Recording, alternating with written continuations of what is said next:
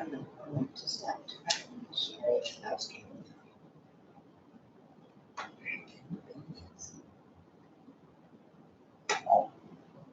Oh, yes, thank you.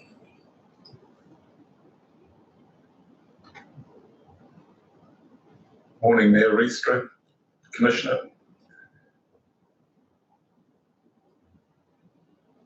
I think we have David Bennett with us today too, the opposition spokesperson for transport.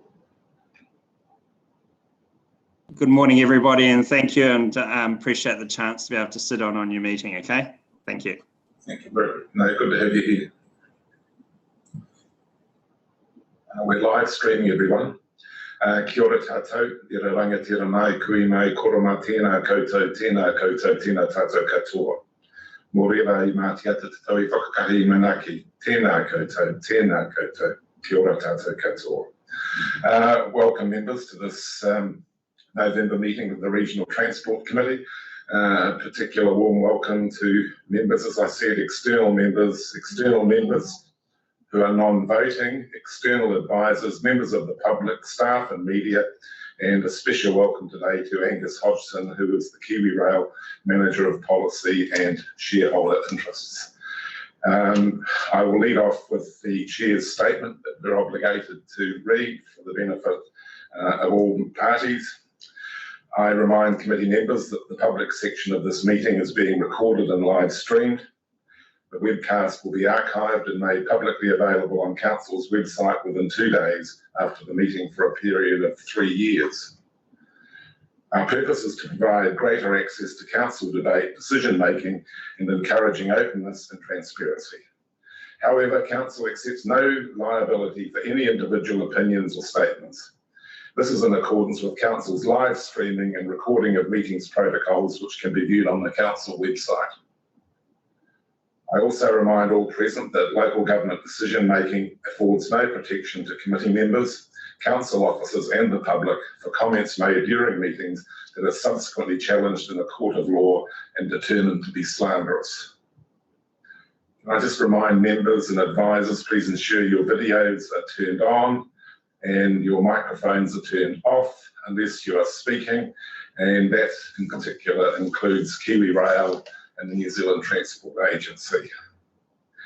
Moving on to apologies, I have an apology from Chairman Leader, from John Galbraith, the Freight Advisor, Inspector Brent Crowe from the New Zealand Police. Representing him today is Senior Sergeant Simon Sinclair, who is the District Family Harm Coordinator and Victim Manager, and he will be presenting Inspector Crowe's report later in the meeting. Also, a warm welcome to, we have an apology, I beg your pardon, from Helen Rogers from Kiwi Rail, and as I said in my introduction, she is represented today by Angus Hodgson. And Mayor Webber has indicated that he has pressing commitments and needs to leave at 11:30. Are there any further apologies, members? There being none, I'll move. Mayor Riestra, are you happy to second? Been seconded, Mayor Riestra. All hands up, please, or put to you. All those in favour, please say aye. Against, carry. There's no public forum. There's no items that are not on the agenda or late items. There's no changes to the order of business today. There are so far no declarations of conflict of interest pertaining to any items on the agenda. Do any members have anything that's come to the fore that they feel they need to flag as a conflict? There being none, the minutes are on page 8 of our last meeting held on the 14th of September. I'll take those as read. Would someone move those as a reasonably true and accurate record of that meeting? Councillor Nees, seconded His Worship Mayor Webber. Are there any matters arising from those minutes? There being none, I will put them. All those in favour, raise your right hands. Thank you so much. Moving on, everybody, to page 14, the Chairman's report. Mayor Webber and other mayors have contacted me with regards to the Infrastructure Acceleration Fund and requesting the Regional Transport Committee write letters in support of your applications from your various TLAs. which we are more than happy to do so. So I know Namuta will cover that point, and the invitation that we're extending to you to provide those letters for us to sign, or we will sign them and consult with you in due course. So Namuta, page 14, Chairperson's report. Tēnā koutou to the committee, mayors and chairs, and to the chair. As Councillor Thurston has said, we're on page 14 of your agendas, the Chairperson's report. So this is part of our regular update to members on topics of potential interest. We will take the report as read, and both myself and James Long will look to be able to answer any questions. I would like to highlight 2 key points. So first relates to the Regional Transport Committee work program. You'll note that we have updated that and included that in attachment 1 of your agendas to include matters which you requested last time, in particular funding and financing component. The other area I would like to flag, as mentioned by Councillor Thurston, is the Infrastructure Acceleration Fund. So as most of you will be aware, Kainga Ora have notified those applicants with the results of their expressions of interest for the Infrastructure Acceleration Fund in mid-October. We are aware that a number of applications for this region have been successful, and that there is a request for support from the Regional Transport Committee here. We will take the report as read. The rail components, we've got Kiwi Rail as well as Ministry of Transport here, so no doubt they will be able to cover off the New Zealand Rail Plan, and the other items which are covered in agenda item are the draft infrastructure strategy, the emissions reduction bill, the regional speed management plan update, and also attached to your agendas is the road safety education and promotion report from across the region. Thank you. Okay, before I pass over to Councillor Nees, the suggested additional recommendation is that we request staff draft letters on behalf of the committee in support of those council applications that have been made to the second stage of Kainga Ora's Infrastructure Acceleration Fund process. Those include Reportiki District Council, Rotorua Lakes Council, the Western Bay District Council, and Tauranga City Council. So we will come to that later, but Councillor Nees. Thank you. I've got 2 items to raise. One is with regard to the business case referred to on page 16, which is the MOT has indicated a high-level business case for Hamilton to Tauranga. I'm just wondering if we can have a report back on the proposed time frame for that business case to be developed. So that's item 1. I don't need to know that today. The other one is another item. It's referencing the Future of Local Government Review Panel's report, Raising the Platform.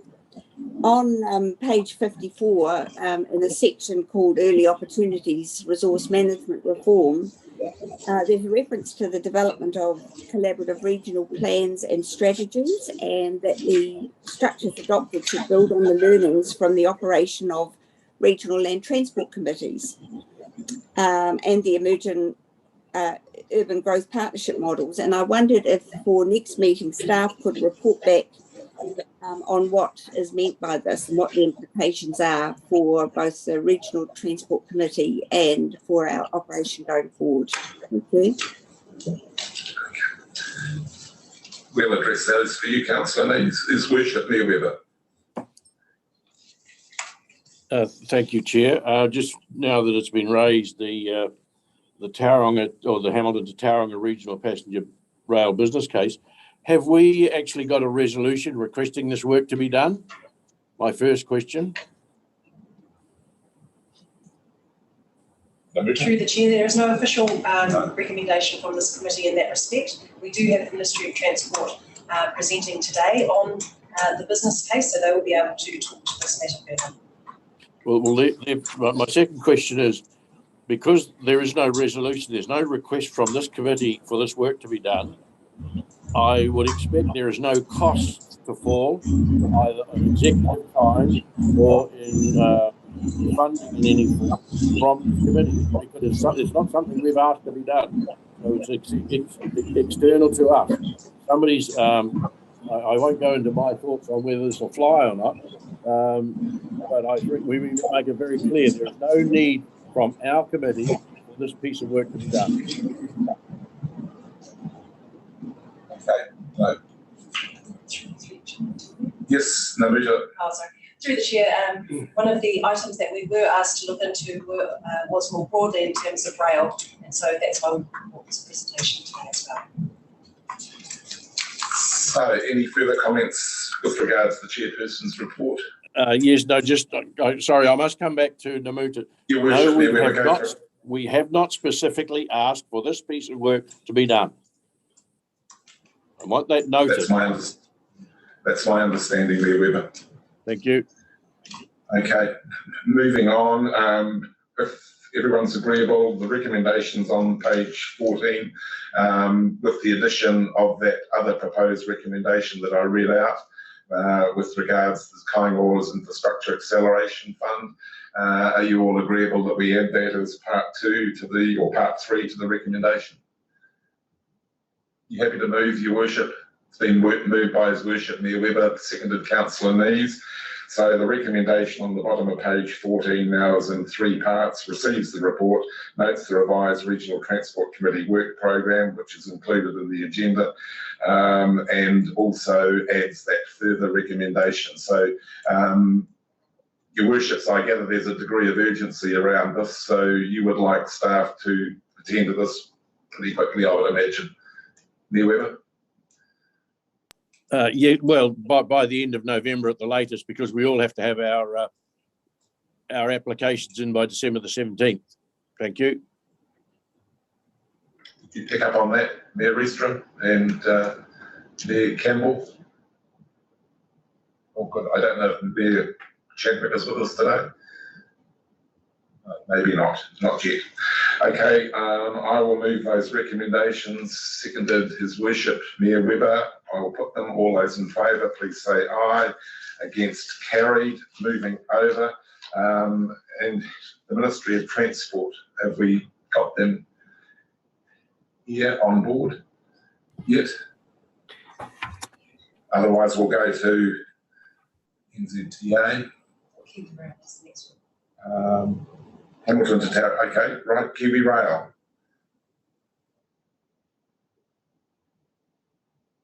Are you there, Angus? I am, yes, sorry. You're on mute. Okay. As I said, welcome again. You heard Mayor Webber's concerns, so you may like to touch on those as part of your presentation. So welcome again, floor is yours, and as I said, I read there today, having Kiwi Rail at the table. Thanks so much. Thank you very much, and thank you, Mr. Chair. I should start with a very brief introduction. So, again, I'm the Manager Policy and Shareholder at Kiwi Rail. So, anything to do with the Ministry of Transport, our good friends in the Treasury, and reports up to the ministers tends to go through me and my team. I report up to Helen Rogers, who's our alternate member now of the Bay of Plenty RTC, and work very closely with our Chief Executive, Greg Miller, and the board. Previously, I only started at Kiwi Rail in January, and I was at Treasury for the last 5 years, and had the good fortune to spend the last 2.5 in Minister Robertson's office and Minister Peters' office as the commercial advisor for state-owned enterprises, including Kiwi Rail. And that also meant that I had the good fortune of spending time sharing an office with your chair's son, Ollie, who had the great job of being Sport and Recreation Private Secretary. I just want to acknowledge you. So thank you very much for having me along. I have a presentation here on the rail network investment. So I will, if I can manage to do it, share my screen in just a moment. Can you all see that? Yes. Is it now showing? Yes. Perfect. Very good. You're getting a thumbs up. Yep. Great, thank you very much. So the Rail Network Investment Program, what I'm going to cover just now, and I will try to keep this brief, is what is it? What was the development that led to it? What's in it? How do we deliver it? How is it monitored? And the regional focus for the Bay of Plenty in particular. So for a bit of context, so the RNIP is our document, but it's approved by the Minister of Transport. The way that we develop it is in response to the New Zealand Rail Plan, which was released formally earlier this year in May. But had a long 3-year period of work that went into the development of that rail strategy. But just like Waka Kotahi develops a National Land Transport Program in respect of the government policy statement, we do ours in respect of the New Zealand Rail Plan. So very much what goes into the RNIP is what is set out in the government strategy for the rail plan. In terms of the actual program, 3-year investment program, but with a 10-year outlook. So every time we do them, the next 3 years is a very detailed investment program, but 10-year outlook for the level of work that's required to ensure that the rail network is at a resilient and reliable level. The ARNIP was approved for the very first time on the 29th of June by Minister Wood. That occurred in consultation with our shareholding ministers, the Honourable Grant Robertson and the Honourable Dr. David Clark, but also after considerable review by Waka Kotahi. The ARNIP is funded from the Rail Network Activity and Public Transport Infrastructure Activity classes.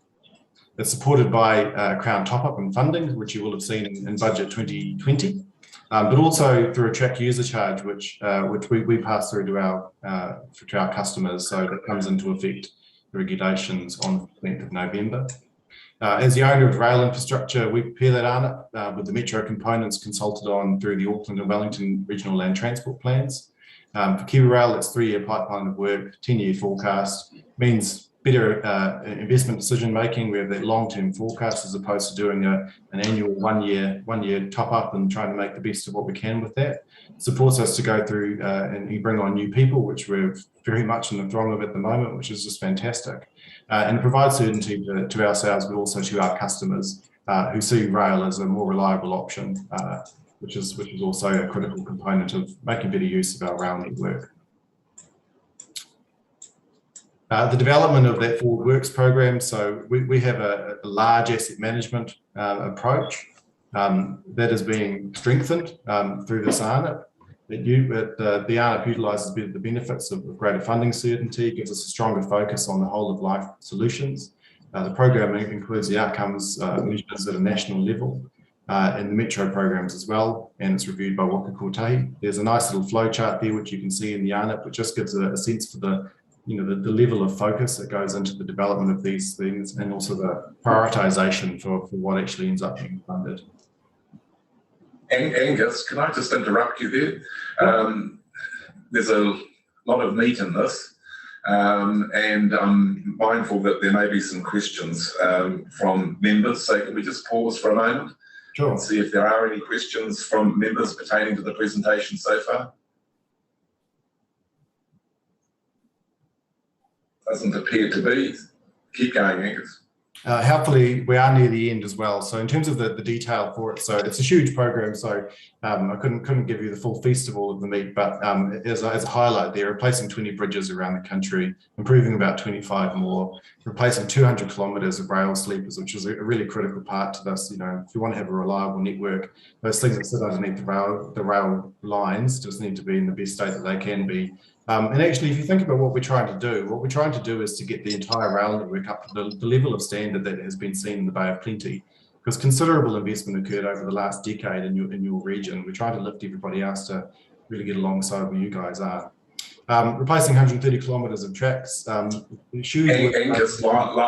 Angus Lyle here again. There's been a request from members. Can you put your slides on full screen for us, please?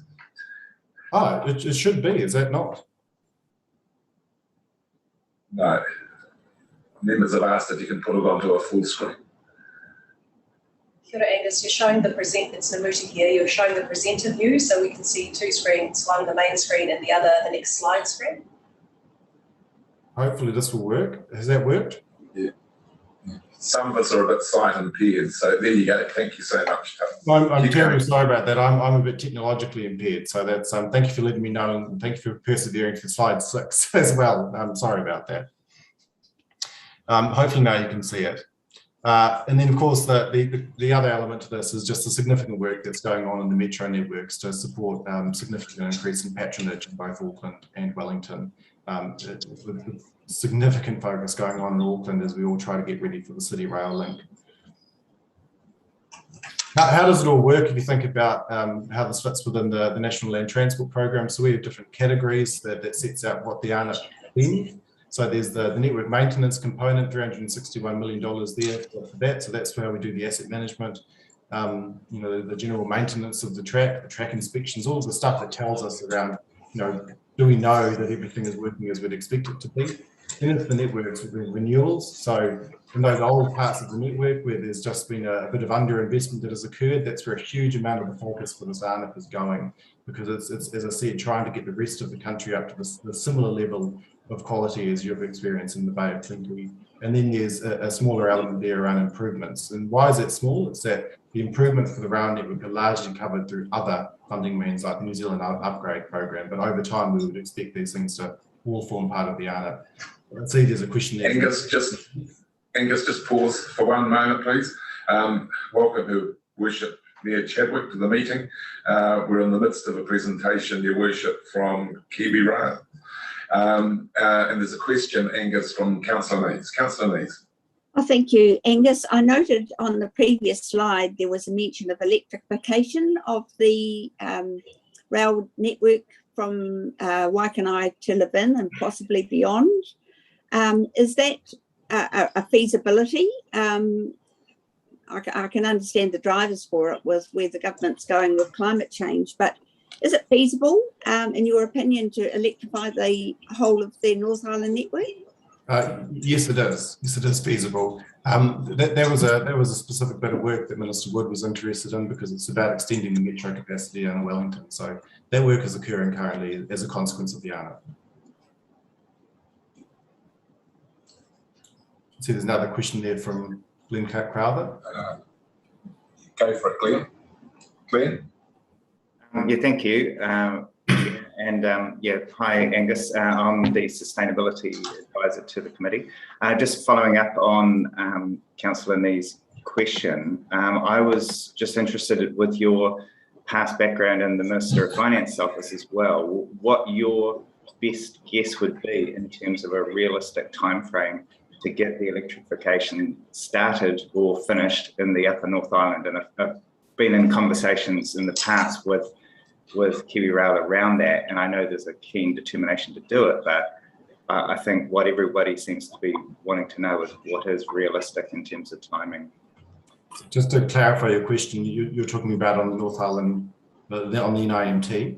On the main trunk from Hamilton, but also on the East Coast line. I mean, I know Kawerau can speak for themselves, but I know they'd be keen to have it through to Kawerau, but certainly to Mount Wanganui was what was discussed in the previous government documentation.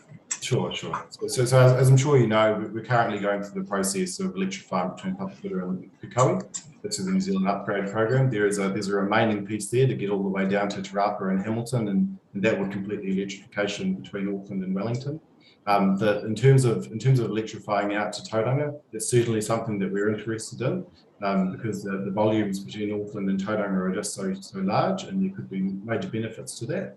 In terms of the time frame, I'm not sure. Sorry, there's a lot of work for us to be able to work out what the cost would be, how long it would take, the level of capital required, and of course just being able to balance it against other priorities. But certainly you're sitting in a line there with some of the highest rail volumes that we see in the country. So yeah, there are some major benefits. I suppose the other thing I'd say there is that there are other things that you could do in order to move large volumes of freight through a lower emissions approach. So, the technology for locomotives is improving hugely and has done over the last 10 years. In 10 years' time, we might see that there is some locomotive technology that may mean that you don't need to go for full electrification because you can actually attain those benefits by having a better locomotive. So I think what I would say to you is that yes, it's something we're continuing to be interested in, but there may be some other ways of getting similar benefits.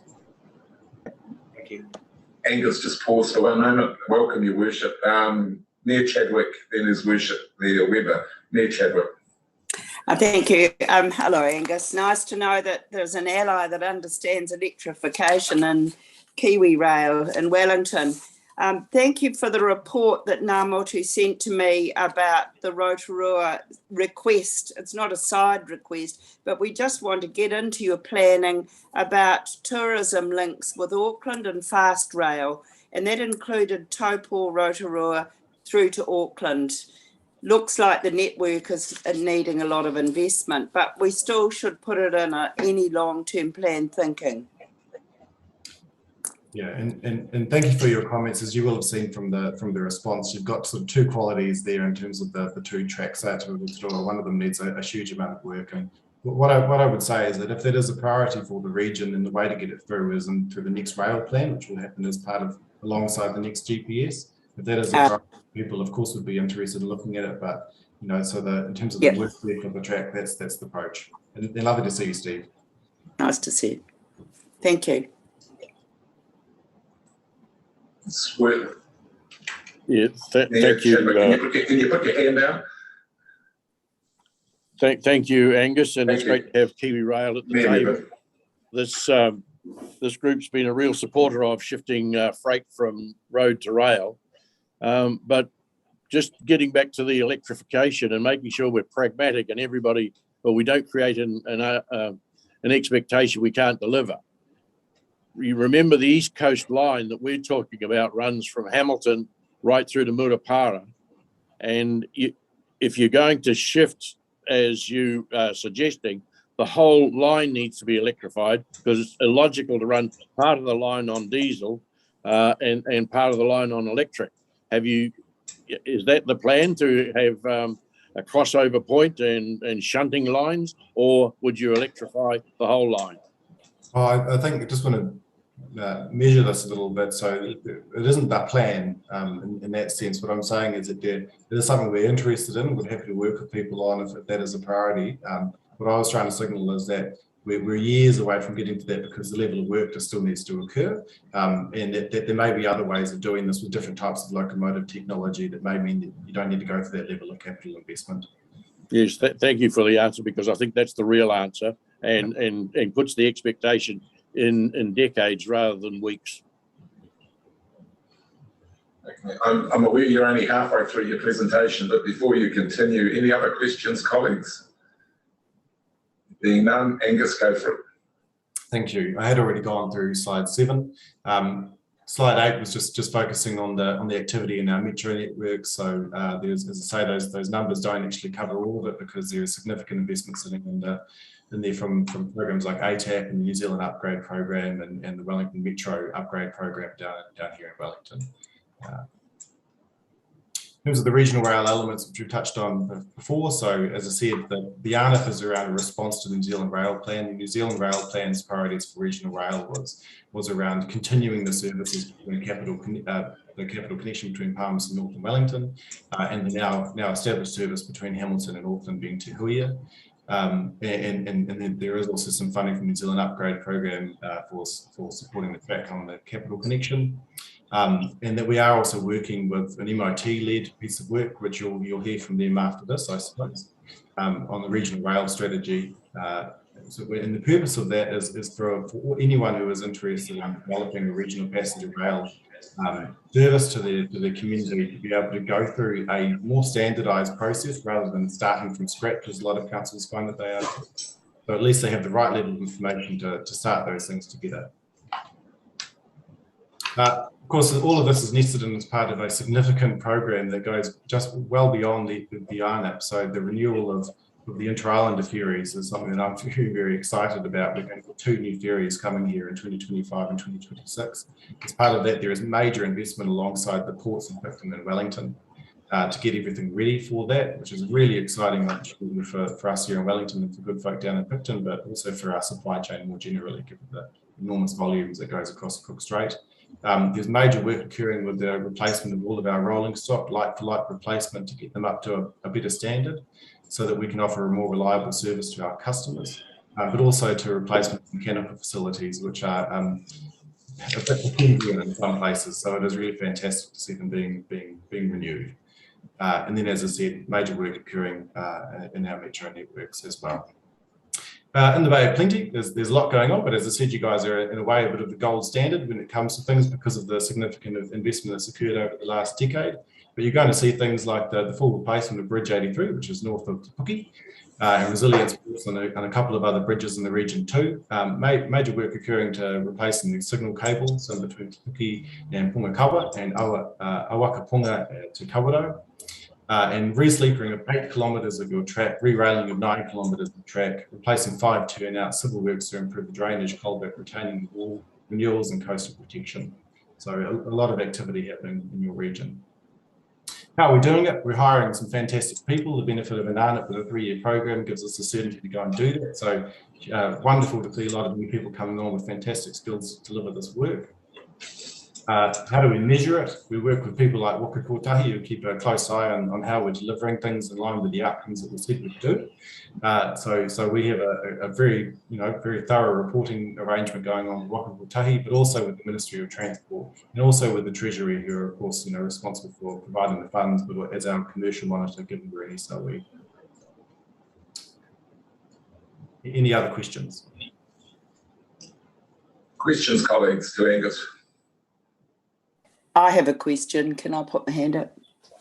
Yep, go for it, Your Worship. And Yes, then followed by me with it. Just with the New Zealand Rail Plan, is there any funding to start the business case? We've looked at it with an economic development agency lens, and is there funding to help start looking at the linkages rather than just reinventing something entirely new? So I think our friends in Waka Kotahi may be better placed to answer that. I don't know that there is specific funding for that business plan in the ARNA, but as I understand it, Waka Kotahi is funding for business cases for different transport initiatives. Great, thank you. David, did you want to comment? David? No, I don't think I can shed any more light on that at the moment. Okay. We'll come to... His Worship there. Oh, sorry. Sorry, Mayor Chadwick, go for it. No, I just said we'll come to David later. Okay, fine. His Worship Mayor Webber, followed by His Worship Mayor Campbell. Mayor Webber. Thank you, Chair. And Angus, I reiterate my point. It's great, earlier point, it's great to have you at the table. This region, I think, has been a great supporter of rail and moving freight from road to rail. And it's great to hear that you're working with Waka Kotahi, because the real concern that we have in this region, that some of the overarching pricing strategies may drive volumes off rail onto road. And that's a thing we'd like you to take a look. Transport is not a profit centre, it's a cost centre. And I think we've got to, between yourselves and Waka Kotahi, make sure that we're getting the right outcome. We're spending a lot of money in Kawerau on inland ports to even go further in shifting from road to rail. But if the pricing strategy from Kiwi Rail drives volumes off road onto road, that's a really bad unintended consequence. So we just want you to be mindful of that, please. Thank you. Yes, we are mindful of that. I think what I'd say is that as a part of our commercial strategy is to make sure that the pricing we offer is always the next best alternative to road. So, we certainly don't want to be going to our customers with a higher charge. I think one of the areas that has been commented on in the last couple of weeks has just been on the implementation of the new track user charge. So this ARNIP is like the road user charge for the National Land Transport Fund. There is a contribution there from track users, which we pass on to our customers. That is a component of the pricing that we put forward to them, but it is passed on. Angus, before I introduce His Worship Mayor Campbell, just for information, you need to be aware that it was Mayor Campbell who actually championed at this committee your position and your invitation to be part of this committee. So it really did come from Kawerau District Council and Mayor Campbell. So Mayor Campbell, good segue into you. Go for it. Thank you very much. Am I muted? Yeah, you're fine. Okay. Thank you, Chair, for those kind words. I don't know if that's quite what everyone wanted to hear about what I played as far as getting Kiwi Rail on board with us, but it is so important, Angus, to have you on there. And thank you, Gary, for your support. And I know that you are very, very au fait with what is going on in Kawerau, and particularly transportation for Fonterra and the likes. But what concerns me is the usual story. Everything goes along at snail's pace, and the roads are falling apart around our ears right now. I had to drive yesterday at 9. I had to be in Tauranga at 9 o'clock yesterday, and that didn't happen because of the fact that your roads are just so congested now with heavy traffic. The sooner we can get our container terminal going, and that's another question I'm going to ask you, Angus, is how that's moving, because that seems to be a I think it's going to end up being an embarrassment to your government rather than anything else, because it's just taken so long from when Shane Jones committed that money here in Kawerau. And I know that Minister Robinson was here when that happened. So yeah, I need to start asking a few questions in Wellington, because it's just crazy what's taken the time. You have got partners, but the one big thing that Gary just brought up is the one thing that really concerns me, and it's the answer from Kiwi Rail in the past has been is the pricing. When it costs you more to transport sawn timber to the port than it does to transport logs. Now that's just bloody crazy, because a ton is a ton as far as I'm concerned. It's just as easy to put a ton of timber on a train than it is a ton of logs. But I'm just a mere butcher, or I was a butcher up until last month. But all I'm saying to you is that is a real concern, that people will stay clear of rail, and there's a whole lot of going ahead. There's no two ways about it that this line between Kawerau and Tauranga has always been a financially viable line, but only because of traditional pricing, which was always organised in the 50s with Tasman pulp and paper. So that really is a bit of a concern when we are not now dealing more with lumber in Kawerau than we are with paper. So you know, it's something that you just be mindful of, because it is a concern, and if people are not going to use, if they, you know, it's $1 is $1 nowadays, and with everything coming down on us like a ton of bricks, if you can save a couple of dollars a ton in the big picture of stuff, it means a hell of a lot. So I'm just putting that out there. So thank you, Gary, for bringing it up. The other thing that I just want to mention too is when we talked about the rail link between Hamilton and Tauranga, have we got the capacity in the tunnel to be able to do that at this point? So I think that's enough for me, Chair, at this point. Thank you. Angus, did you want to respond, or did you want to get back directly to Campbell on some of those issues he raised? Are you in a position to make any comment at this point? Thank you. No, I think we will have to get back to you on those things. I can certainly get back on the CT site and noted on the Kawerau on the pricing points. And I think, yes, on the tunnel issue, that's absolutely something that need to be looked at in any business case. I'm sure Mayor Webb will have a comment on that coming up shortly too. Good morning. Welcome to you, Commissioner Selwood. Floor is yours. Thank you, Chair.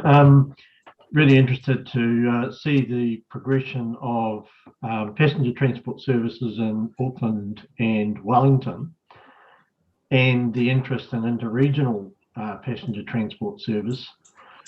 Does Kiwi Rail have any thinking on the potential of metro passenger transport services beyond the two centres that are currently underway? For example, I would have thought the demand or the opportunity in a sub-region like a growing region like Tauranga, and the patronage opportunity would be significantly higher than interregional passenger transport services.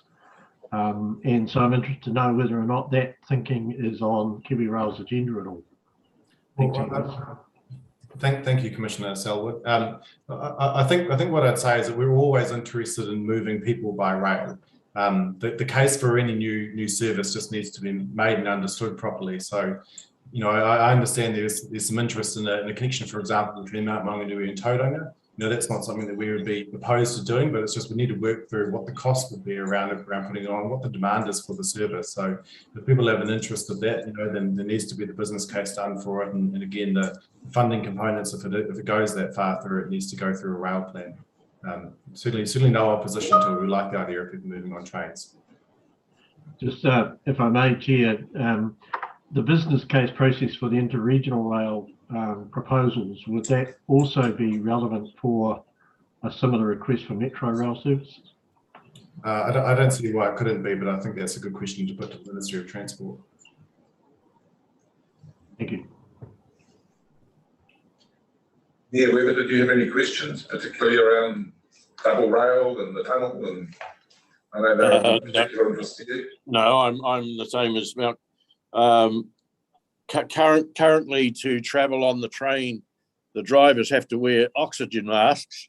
And I presume if you're thinking of passenger rail, all the passengers will have to wear oxygen masks. So I take you back to first principles. Is it really the appropriate thing to invest any money in looking at this in the first place when technically I don't think it's feasible? Oh, that'll be the lead item on the news tonight at 6 o'clock, Mayor Webber. So travellers will need oxygen masks to travel on rail. So pretty crowded. Yeah, just a quick question, Angus. In terms of the contentious pricing issue, the thing that a number of people are asking is for the track user charge are there live discussions around the ETS, like given the carbon prices now significantly increased, more than, about tripled, can there be some kind of, if you like, cross-subsidization for some better term, to actually make sure that the environmental costs of freight by road are fully covered and that KiwiRail does offer a pricing advantage, not just what you described, but actually a more competitive pricing? Those aren't conversations that have been had with us. Sorry, so I just don't know the answer to that question. If you could get back to me, that would be much appreciated, because there are a number of people who are very much interested in that and their submissions on the emissions reduction plan at the moment. Yeah, I think that's probably. Colleagues, any further questions to Angus? Angus, are you able to stay with us for the duration of the meeting today? I think there's some very interesting presentations coming up. So yes, yeah, and thank you very much. Okay, I will formally move that we receive the Rail Network Investment Programme presentation, seconded Councillor His Worship Mayor Webber.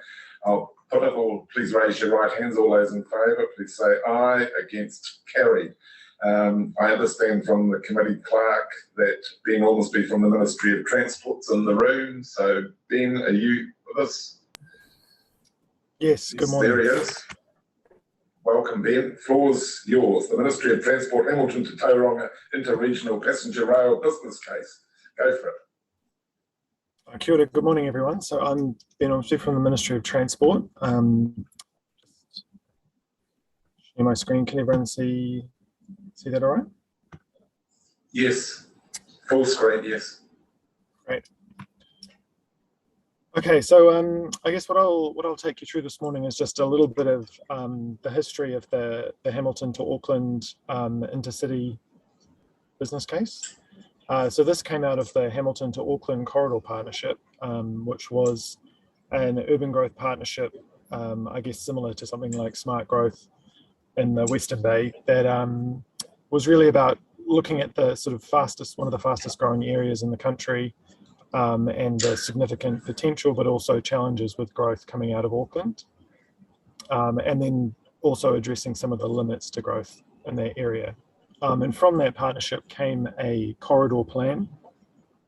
So this is very much looking at the corridor from south of Auckland to north of Hamilton, and the lack of transport choice, I guess, along that corridor. And so out of that came things like the Tahuia service, which you'll be aware of, the startup passenger rail service, but also the work that this business case is focused on, which is faster connections between those two centres, and integrating, I guess. Ben, yeah. Ben, can you just pause for one moment? Sure. I know I made mention to some of us being sight impaired, some of us are also hearing impaired. I'm getting messages from members. Can you speak a little bit closer to your microphone? Sure, sorry about that. Thank you. So this, so in terms of the business case, this was looking at faster connections between Hamilton and Auckland to integrate both the labour and housing markets across those two centres. So it's very much focused on an end-to-end type of connection. So there's kind of three pieces of work that have happened since 2018. The initial funding that we got was not enough to complete a business case, and so we produced an interim case which had some of the components that would help us understand whether this type of service would be viable. And it gave us a high level understanding of 4 different options, ranging from a faster service on the existing line, right up to a completely new rail system, new track, new trains, all electrified. Once that work was completed, that business case was released by the previous Minister of Transport, Bill Twyford, just before the election. And we were tasked with looking at what the gaps were in completing this business case. And that's sort of the point that we've reached now, where we're in the current phase of engaging with new consultants to deliver a full business case, and also looking at some of the land use and transport integration questions around the stations in southern Auckland and northern Hamilton.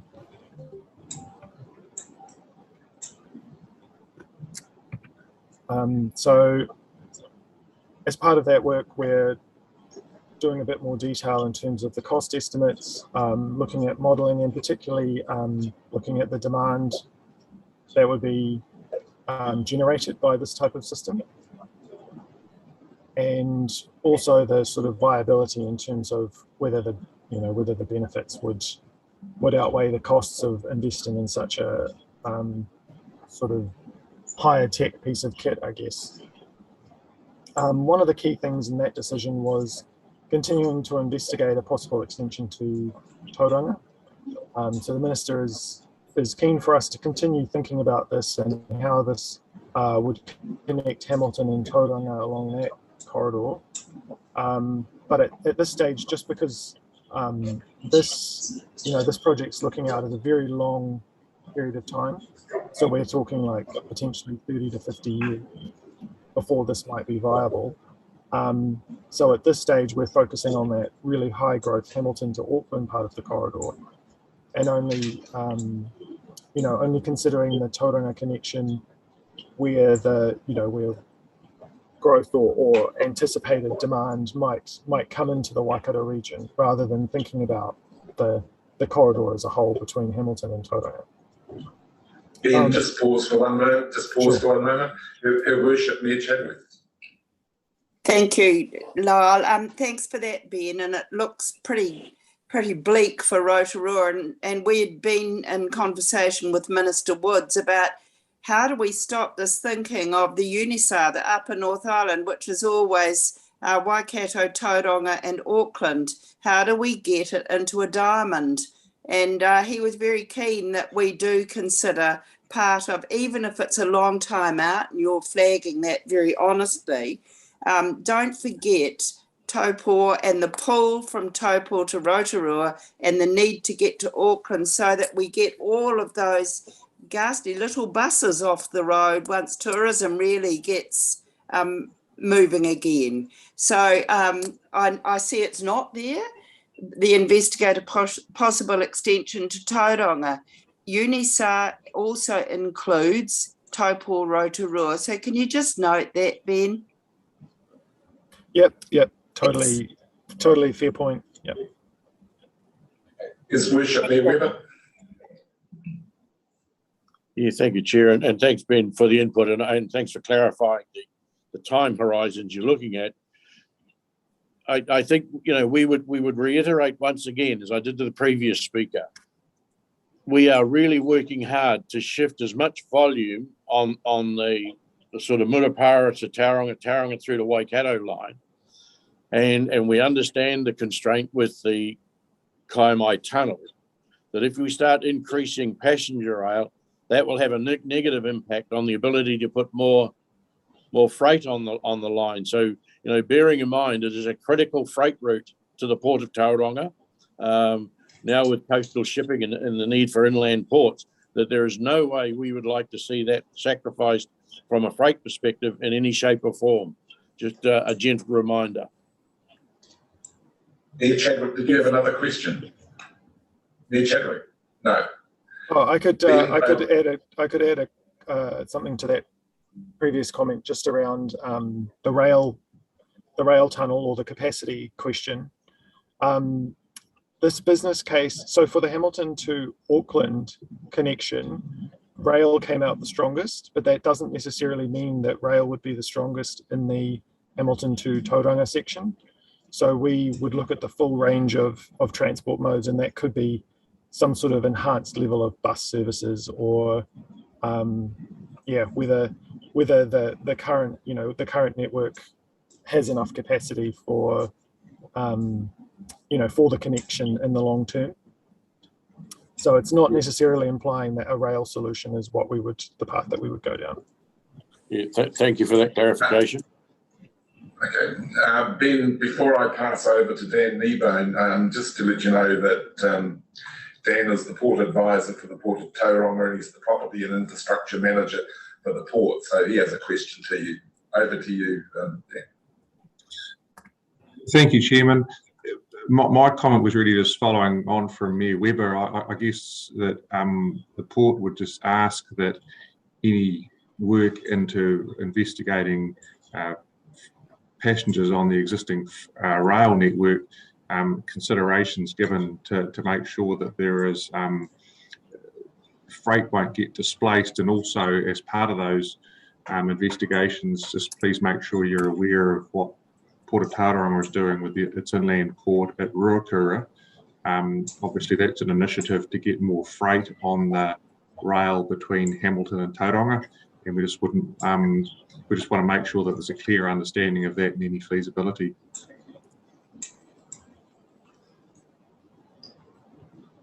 Ben, can you just continue with your presentation?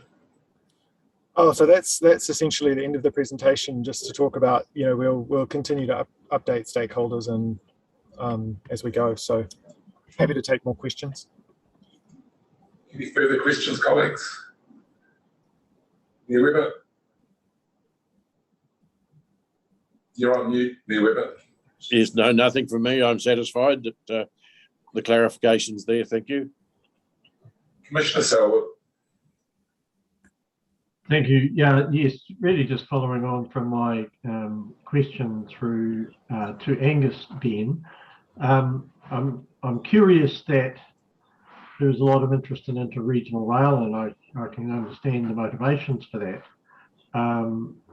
But the patronage volumes on metro rail potentially are significantly greater, and notwithstanding the priority that needs to be given to freight, and I certainly acknowledge that. We are struggling in Tauranga with a housing crisis and a transport crisis. What role, if any, does rail have in enabling greater density on a corridor and providing a passenger transport service into the future? I think it's something that it's on nobody's radar, but why not?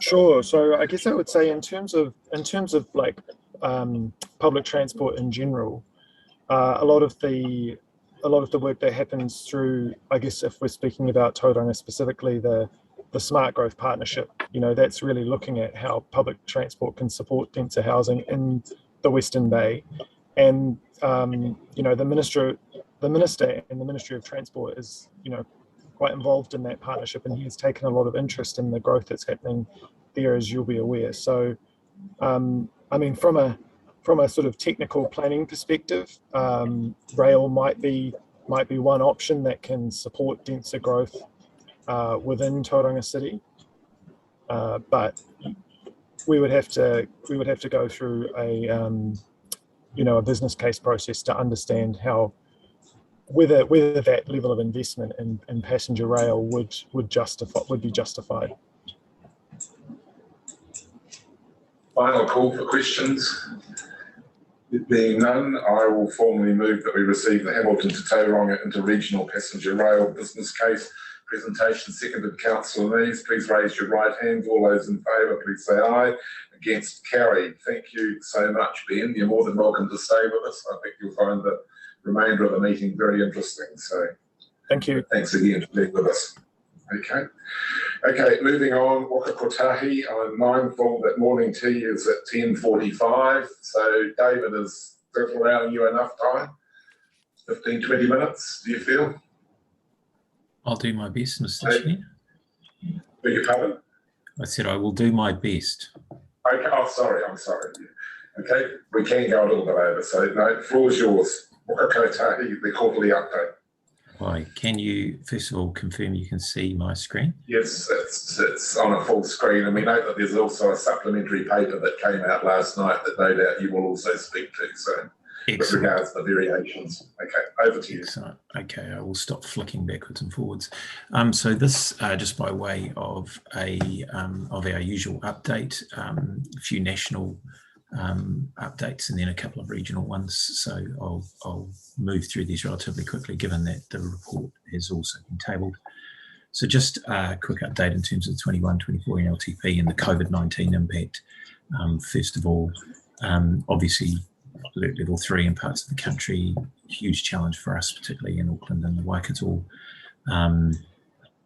What the upshot of that really is that works are taking much longer to be delivered and they are costing more. And at the moment, if we don't have any more level 4 lockdowns, we anticipate that we should be able to cope with those cost escalations within the NLTP window of funding that we have. But we're somewhere in the order of $400 million to $800 million worth of cost escalation thus far as a consequence of COVID. Interestingly, as for example, some of the impacts in other parts of the transport sector, New Zealand Police indicate that around about 300 full-time police officers are currently occupied with level 3 boundary monitoring. And of course, what that's doing is impacting on the other services, for example, road policing. And we are starting to see that in some of the statistics around deaths, serious injuries, and road driver behaviour.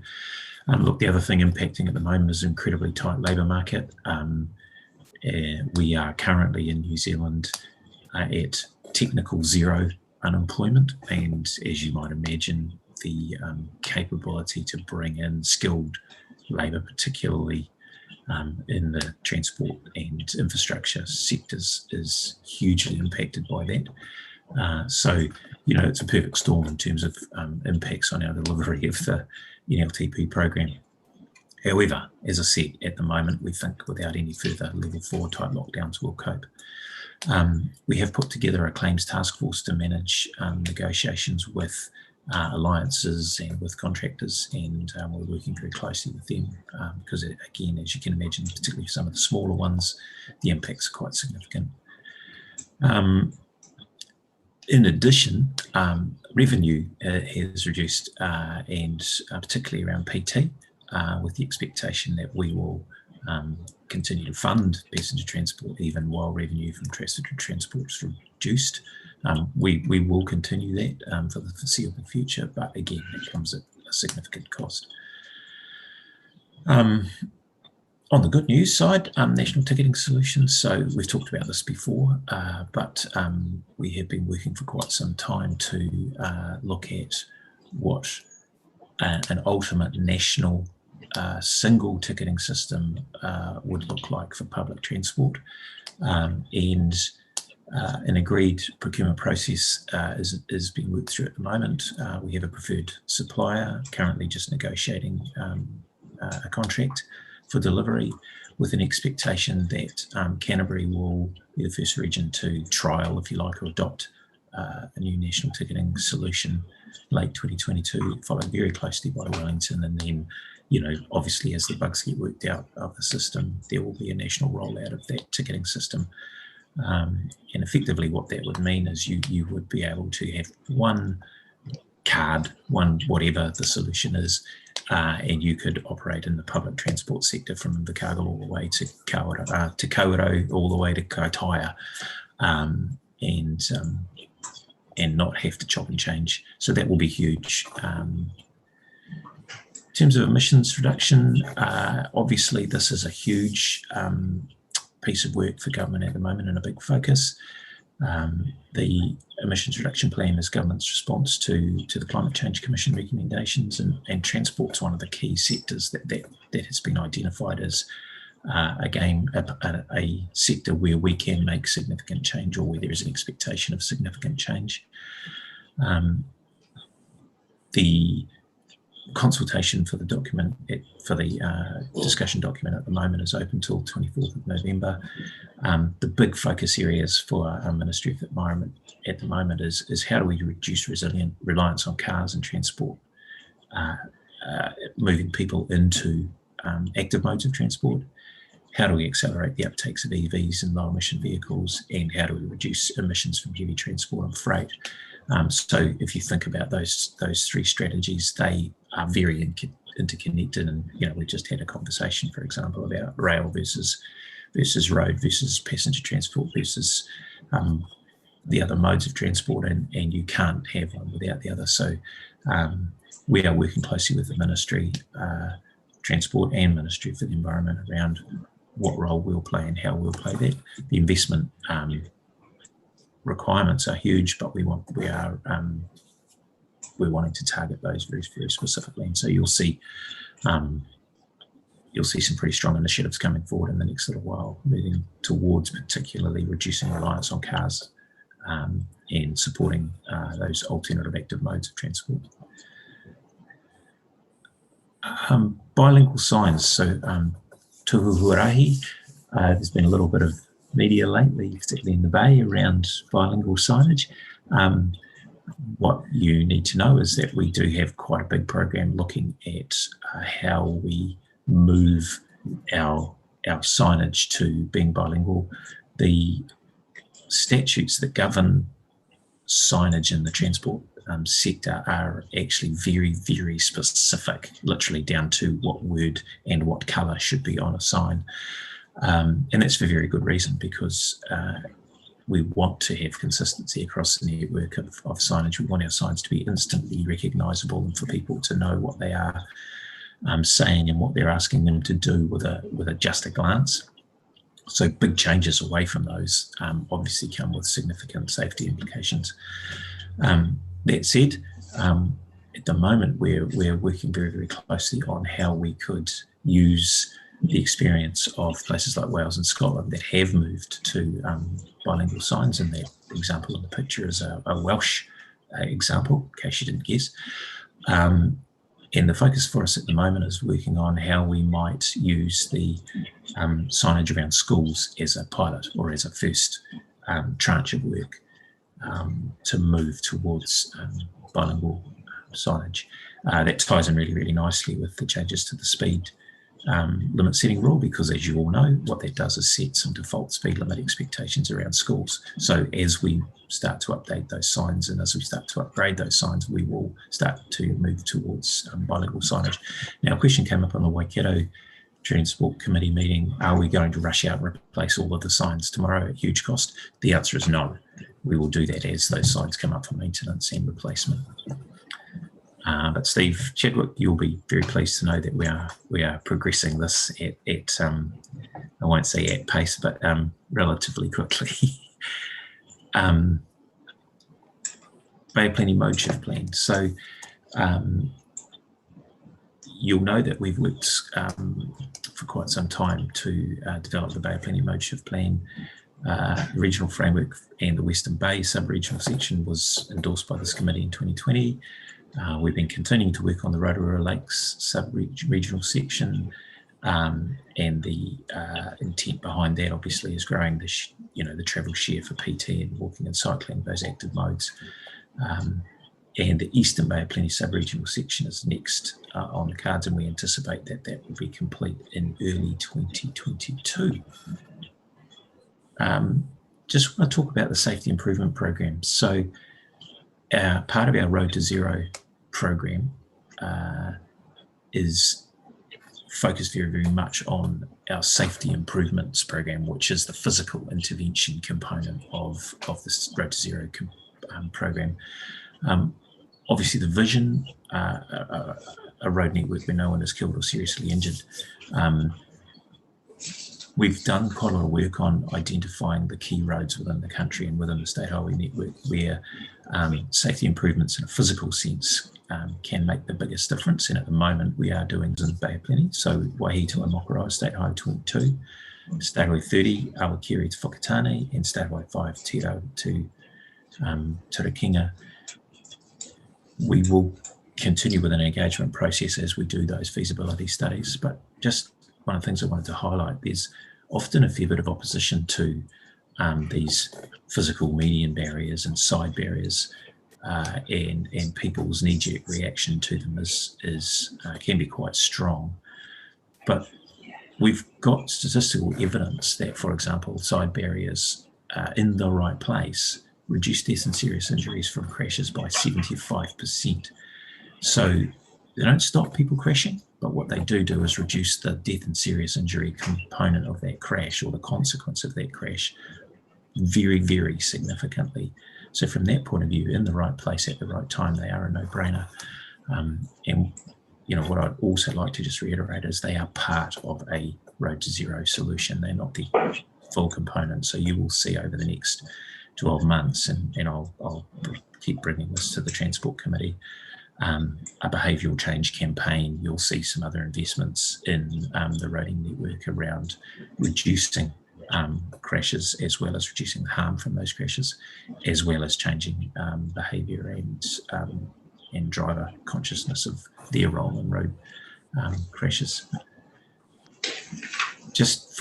I might just pause there, Mr. Chair, because the next slide is just specifically about Bay of Plenty projects, if there are any questions on the national context. Colleagues, any questions? Yeah, Chadwick, I think. Yes, just thanks for that, David. And the Tiro Tarukinga, we have a new development in terms of a natural burial site, and the road safety access onto the main highway needs to be factored in the future. So we'll work with you, as you say, you're engaged in councils and iwi partners, but that come on our agenda. Yes, yeah, and so that, thank you, Mayor Chadwick, that's one of those aspects where, there are other components to this, and particularly, as you say, these areas where we have marae, where we have schools, where we have urupa, those are very bespoke solutions for bespoke places, but they're all part of the Safe Improvement Program. And just one question, David, on the barriers that you say, that they look like they've changed quite considerably from the old barrier we called a cheese cutter. Yeah, we try not to use that language anymore, but yes. No, but it's a different design, isn't it? It is, and it's one of these things that over time, with use, the design has changed. They're a bit more sophisticated than perhaps what was initially put in place, Yeah, thank you. Commissioner Selwood, then Councillor Nees. Commissioner Selwood. Thank you, Chair. Just on the emissions reduction consultation process, David, Tauranga City Council will be preparing its submission, and a key component of that will be highlighting the opportunity that road pricing in some sort of shape or form could have on achieving effectively an overnight reduction in carbon emissions, as was achieved in Stockholm and Gothenburg in Sweden, where they were able to reduce carbon emissions by 25%, just simply by reducing trips and encouraging road share. And these are some of the step change opportunities I think we need to be starting to think about. An observation other submitters may wish to consider. Yes, agreed. Commissioner Selwood, it is, I think, one of the key things that we have to do in this emissions reduction strategy is pull all the levers, not just the immediately obvious ones. Councillor Nees. Thank you. David, you mentioned the Bay of Plenty mode shift plan, and we have got an item later on the agenda where we are to sign off the Rotorua section of that plan. And I was uncertain whether to raise this later or raise it now, but since you've raised it, I'll ask you. I see that in the paper that we've got later on the agenda, it talks about when certain upgrades are going to the PT network are going to occur in Rotorua. But then when I have a look at the NLTP, it doesn't look like that those upgrades to the Rotorua network are going to occur in the timeframes that are written in the mode shift plan. So I just wonder if you could make a comment. Do we have to change the mode shift plan to bring it into line with the NLTP, or do we have to jump up and down and ask for that funding adjusted in the NLTP? I'm not sure I can answer the specific question off the cuff unless somebody else there can, but there are a couple of variations coming up. No, Mooja. Just through the chair, we've got a paper coming to the Public Transport Committee specifically on Rotorua and buses and the linkages there. So the question is, can we sign off? Can we sign off the mode shift plan we've got in front of us if it's going to be incorrect, if we cannot deliver what is in the plan that we've got in front of us today?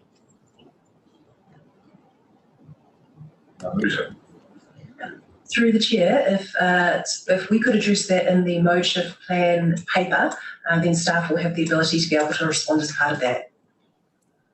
So if we could shift it to later on in the agenda, that would be good. I have the answers for you then, Councillor.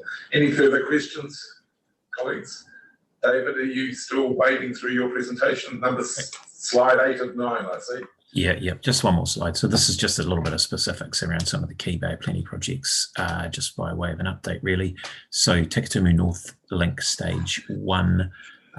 So we've made huge progress on the property phase. So you will all be aware that the leasing of contracts for the works was contingent on us completing the property phase. So we needed to close off the acquiring of various properties. That's been done, and so it's now expected that we can let the contract. In fact, we have let some aspects of the contract already, and get works underway with that, which is very, very exciting. And I have to say, a huge achievement by our team in moving that component of the project forward. Had the potential to be very, very difficult, and they did a fantastic job. Maintenance program generally is underway. Fortunately, I guess for the Bay of Plenty, the impacts of COVID have been relatively minor. So there are some pretty significant roadworks occurring across the whole 140 kilometres of lane in those 3 sites, particularly, or 3 stretches that are listed.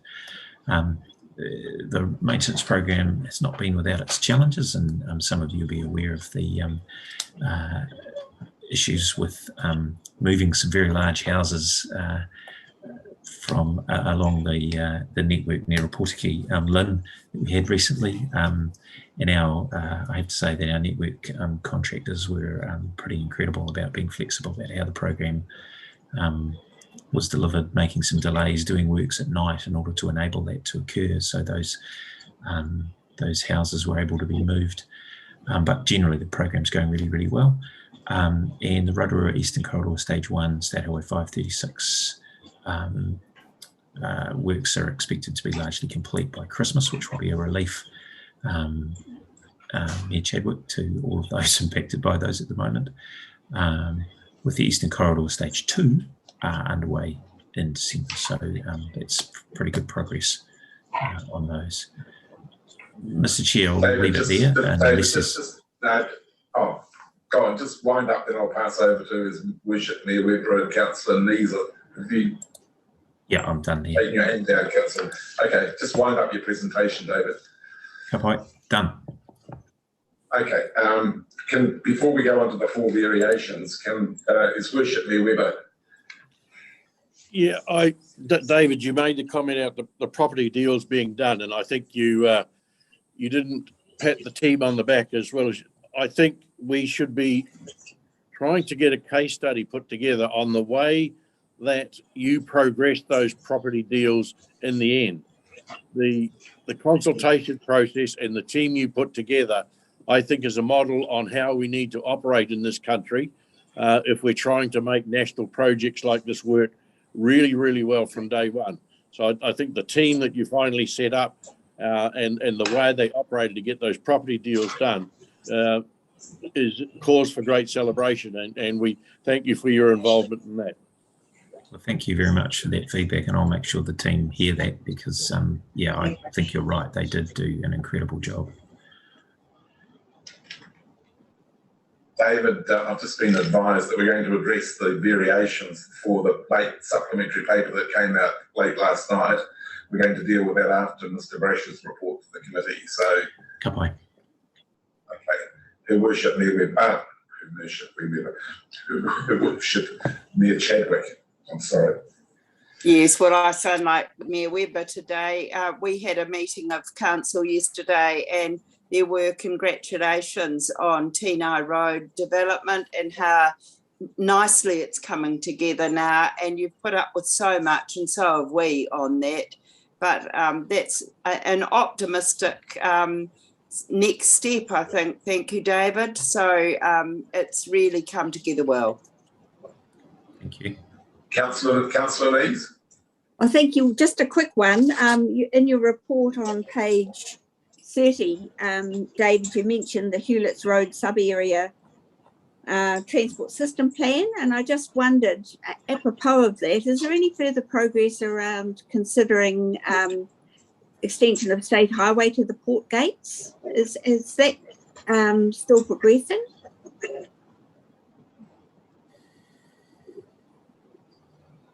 At the moment, the focus is very much on the developments to enable the cycling and what have you, the safe cycling. But that extension will be part of the business case ultimately. Yes, not right now though. Obviously, it's got to go through the business case process. So, any further questions, colleagues, to David? There being none, I will move that we receive the Waka Kotahi New Zealand Transport Agency quarterly update, seconded by Her Worship Mayor Riestra. I will ask you to put up your right hands. All those in favour, please say aye. Against, carried. We are running right on time. And Mayor Chadwick. No, I put my hand up. You're going to push us over. You're going to push us over time. We had to land here at 10:45. No, I put my hand up as you instructed. Oh, I said show your right hand. You didn't have to do it electronically. Okay, we're going to take a morning tea break, everyone, and members of the public and anyone else who is listening, and we will come back at 11 a.m. Enjoy your tea or coffee.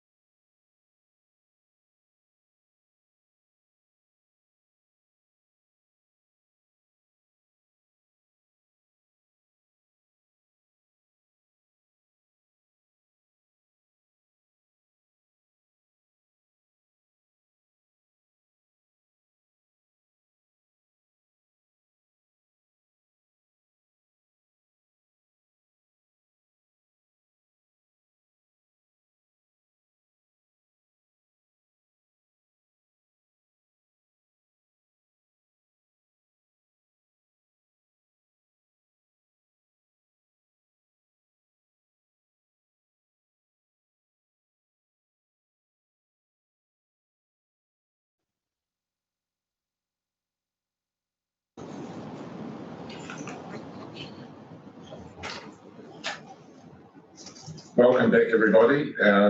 We are on page 33 of the hard copy. Item 7.3, an independent review of why Takitimu North Link Stage 2 was not included in the Regional Land Transport Plan of 2021 to 2031.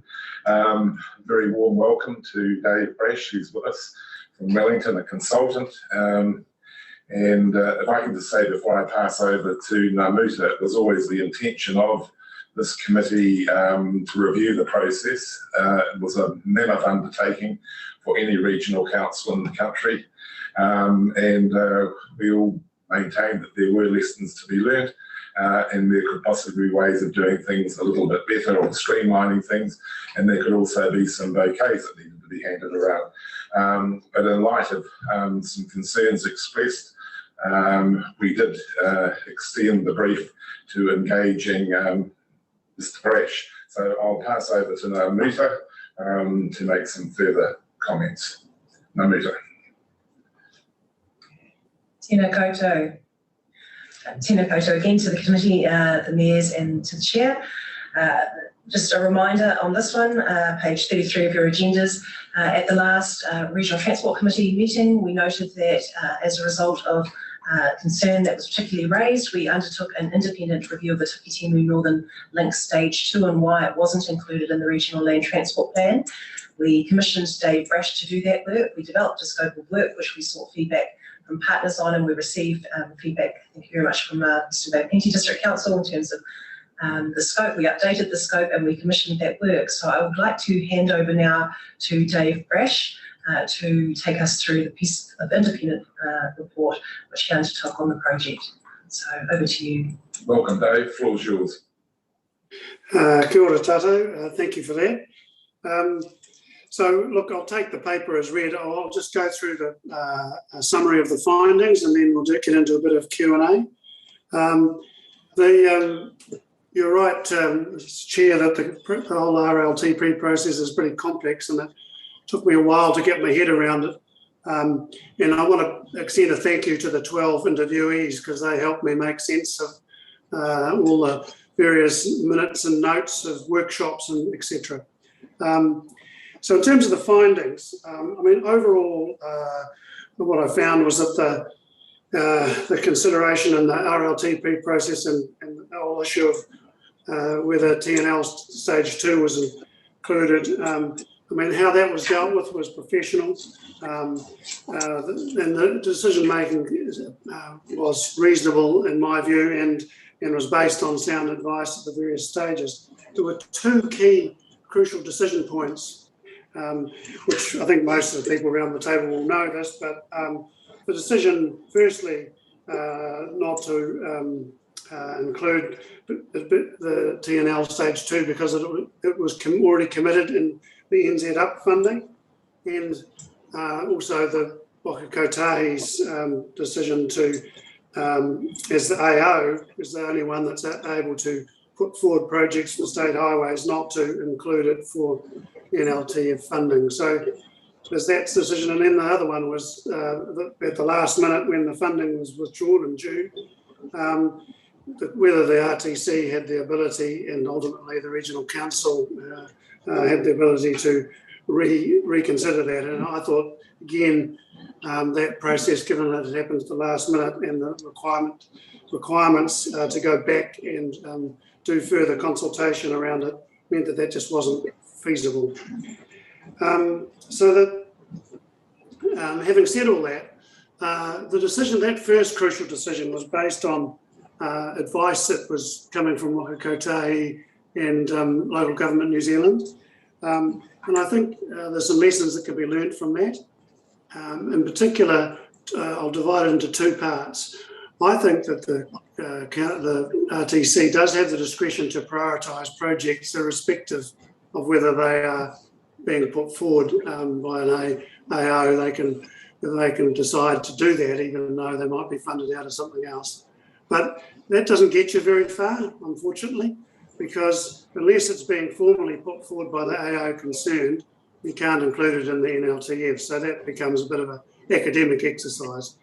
But I think In the future, my advice is that needs to be looked at again, that advice, national advice, because given all this proliferation of funding buckets, the PGF, the NZ Up, etc., it's getting very confusing. And I think for the whole idea of an integrated land transport plan is starting to be frittered away if you can't look at all the projects that are being considered and prioritise those and put them forward. So I am suggesting that in the future that be looked at and the guidance be changed so that you can separate the question of priority from funding source. The other findings go to the same issue, are really a national issue, which is this proliferation of funding buckets. And I think there's two issues that flow from that. So I think that so that means that even though things like NZ Up are mentioned in the GPS, they are not considered part of that priority. So you lose that integration at the national level as well. But also the way these different funds are being operated as sort of independent kingdoms, and there needs to be a lot more partnership and recognition of the impacts of their decisions on RLTP and the processes that are being run regionally. And I think there needs to be a bit of a rethink and some guidance from central government about to those funds about how they work more in partnership with the RTCs in the regions. So that basically is a summary of my findings. So I'm open to questions through you, Chair. Thank you, Dave. A very detailed report. His Worship Mayor Webber. Yeah, thank you, Chair. I don't think it's going to be helpful at all to get into a rock throwing exercise here, but I just point out on page 34, the first two bullet points, where you can't do something because Wakakotai is the AO for state highways, yet on page 85 and 86 of the Regional Land Transport Plan, we were able to do it for the Tauranga City Council, Tauranga West Enabling Works Package, coastlands at Wakatani, and more importantly, the Rangiora Business Park access. That was able to be included, and that was funded from the Crown Regional Development. But I don't think, getting Dave and I or others getting into a rock throwing is going to progress it. To me, I'm quite happy to move the first recommendation, but I would like to add a second recommendation, and I've texted, I think, to you, that a subcommittee be established with the scope to provide a best practice process for the next RLTP review. I would like to move that, and if I can get a seconder, I'm quite happy to speak to the recommendation. Is there a seconder for Mayor Webber's proposed? Mayor Chadwick. It's on the table. Any speakers for or against? Well, in speaking for it, I think we all recognise that there is a better way, and that came out of Mr. Brash's report. And so just to say there's a better way and do nothing about it, I think is inappropriate. So I think we've got an obligation to set up some small group to come up with a recommendation by the end of this triennium for the group who are doing it in the future. So that's the reason for that second recommendation. Thank you.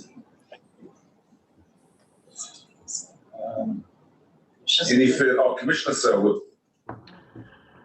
Thank you, Chair. I'm happy to support the recommendation and or support the motion amendment and the recommendation that Dave Brash has highlighted. The current funding pots are an absolute mess, and we need to rationalise the system. It's nuts. It's driving a whole bunch of different imperatives, not joined up, and causing the issues like this issue that we saw today, where some projects got in and other projects didn't. We need a consistent approach to this, so happy to support the proposal. You're speaking to Mayor Webber's recommendation? I am. Okay. Any further speakers? Her Worship Mayor Chadwick. I totally support a working party, and well done for recommending it, Gary. It has felt wrong in the past that we've just used political lobbying And I think you need a fair and transparent and equitable process. So well done with your recommendation. Totally support. Councillor Lees. Oh, just a point of clarification. We have tried to align our process with the national process or national recommendations through the LGNZ TSIG, and where Weber previously has indicated he wanted standardisation. So I just want to make sure that whatever we do going forward fit them with national best practice, and I just want to understand how we can integrate that into the considerations. Okay, any further speakers? Before I put that recommendation, I've also got a third one, which I give notice of, and the third one will read that the committee agrees to write to the Minister of Transport to share the findings of the independent review of why Takitimu North Link 2 was not included in the 2021-2031 RLTP. So that's a third one, which I'll put after we've dealt with Mayor Weber's motion that it has on the floor. Any further speakers? Oh, Mayor Weber, final speaker. Well, yes, and in response to Councillor Nees's comments, it's as Commissioner Selwood said, the current process of bugger's muddle, and we've just got to get in and put a recommendation to ourselves, but I'm quite able to share it with central government as well, as a process for the whole of New Zealand. We just can't continue the way we have. Good point, Your Worship. If we just pause for 1 minute, the staff are frantically trying to polish up the recommendation, so we'll be with you in 1 moment. So if you can just give some thought while we're doing that to the potential number 3, I've just read to you. So just pause for 1 moment.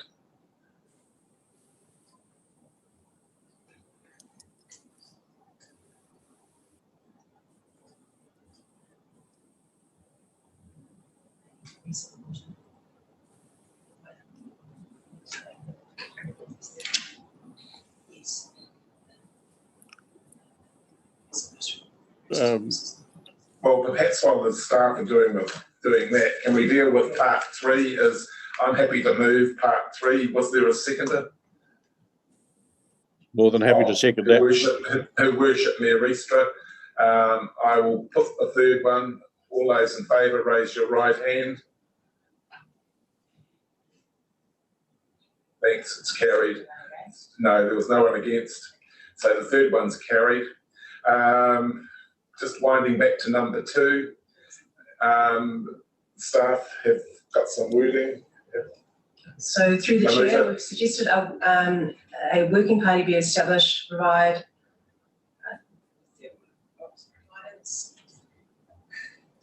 best practice processes to be supported through the RAG, by the RAG in the development. No, sorry, Mr. Chair, I had no mention of the RAG at all. That a working party be established to provide a scope or for a best practice process for the next RLTP review. Okay, fine, noted. Okay. It's been moved and seconded. Is the proposer Mayor Weber? Oh, it's been moved and seconded. Mayor Weber has spoken to it as the proposer of the motion. I understand there's no further discussion. I will put it. All those in favour, please raise your right hand.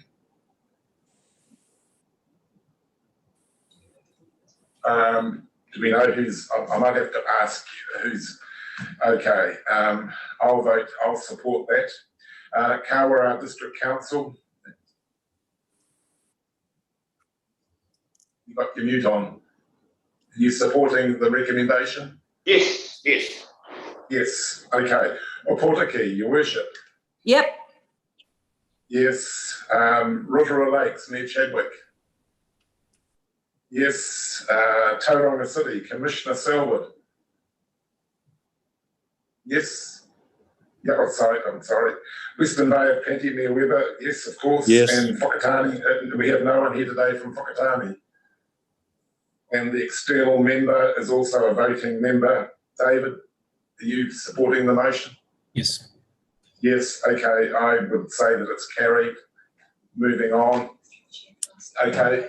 Namuta wishes to seek clarification. Namuta. Through the chair, can staff have any indication in terms of members for that working party? Well, I suggest we come back for the next meeting with a proposal at the next meeting. Okay, if everyone's agreeable to that. Absolutely. Okay, thank you. Dave, any final comments before I thank you most sincerely for your report? No, that's fine. That's excellent. Thank you. Thank you so much. Okay, thank you, everyone. And you have a good day, Dave. And we hope to never have to call on your services again. Thank you so much. Okay, moving on, everybody. And we now go back to the Regional Land Transport Plan variations, Waka Kotahi. This is a document that landed on your computers late last night. I'm mindful that it hasn't been passed the RAG, but I know David will mention that as part of his presentation and advising us of the 4 proposed variations. David. Mr. Chair, thank you. So just joining me now is Jess Andrew and Christine McKinlay and Andy Haig. So you all know Jess, Christine and Andy are from our Safe Network program, and they're here to talk to Jess is going to talk to the actual variations themselves, and they're here to support those variations. As you know, procedurally, the opportunity to vary the Land Transport Plan.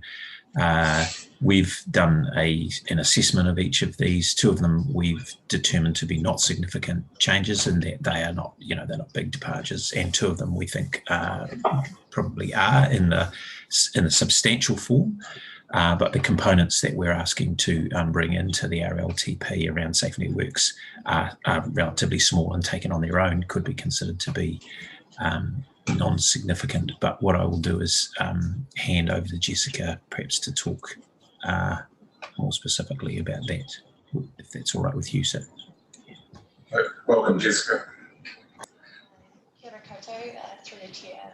Thank you for having us. So there are 2 parts to the papers for this. So there's the original material, which is in your agenda, and that provides significant detail on the activities that we're proposing to vary into the RLTP. I'm going to take those papers as I'm going to take, so the substantive papers in your agenda will be taken as read. So that's where you'll find the details of the projects themselves and what it is the activities are that are proposed to be added in. However, the memo that was circulated late last night, given the short time that you've had that before you, I won't take that as read, and I will do a little bit more of a background to that. And that provides a little bit of an updated position, both just clarifying where they sit in the prioritisation process for the RLTP into the NLTP, but also around significance policies. So there's the 4 projects to go in, but they're made up of 3 key elements. So the first one, and we might just go through this order, is the Waihito Mokoroa median barrier. So as you know, the Waihito Mokoroa safety improvements have been going for some time now and cover the 18-kilometre stretch of road there. So it is a very large area being covered here.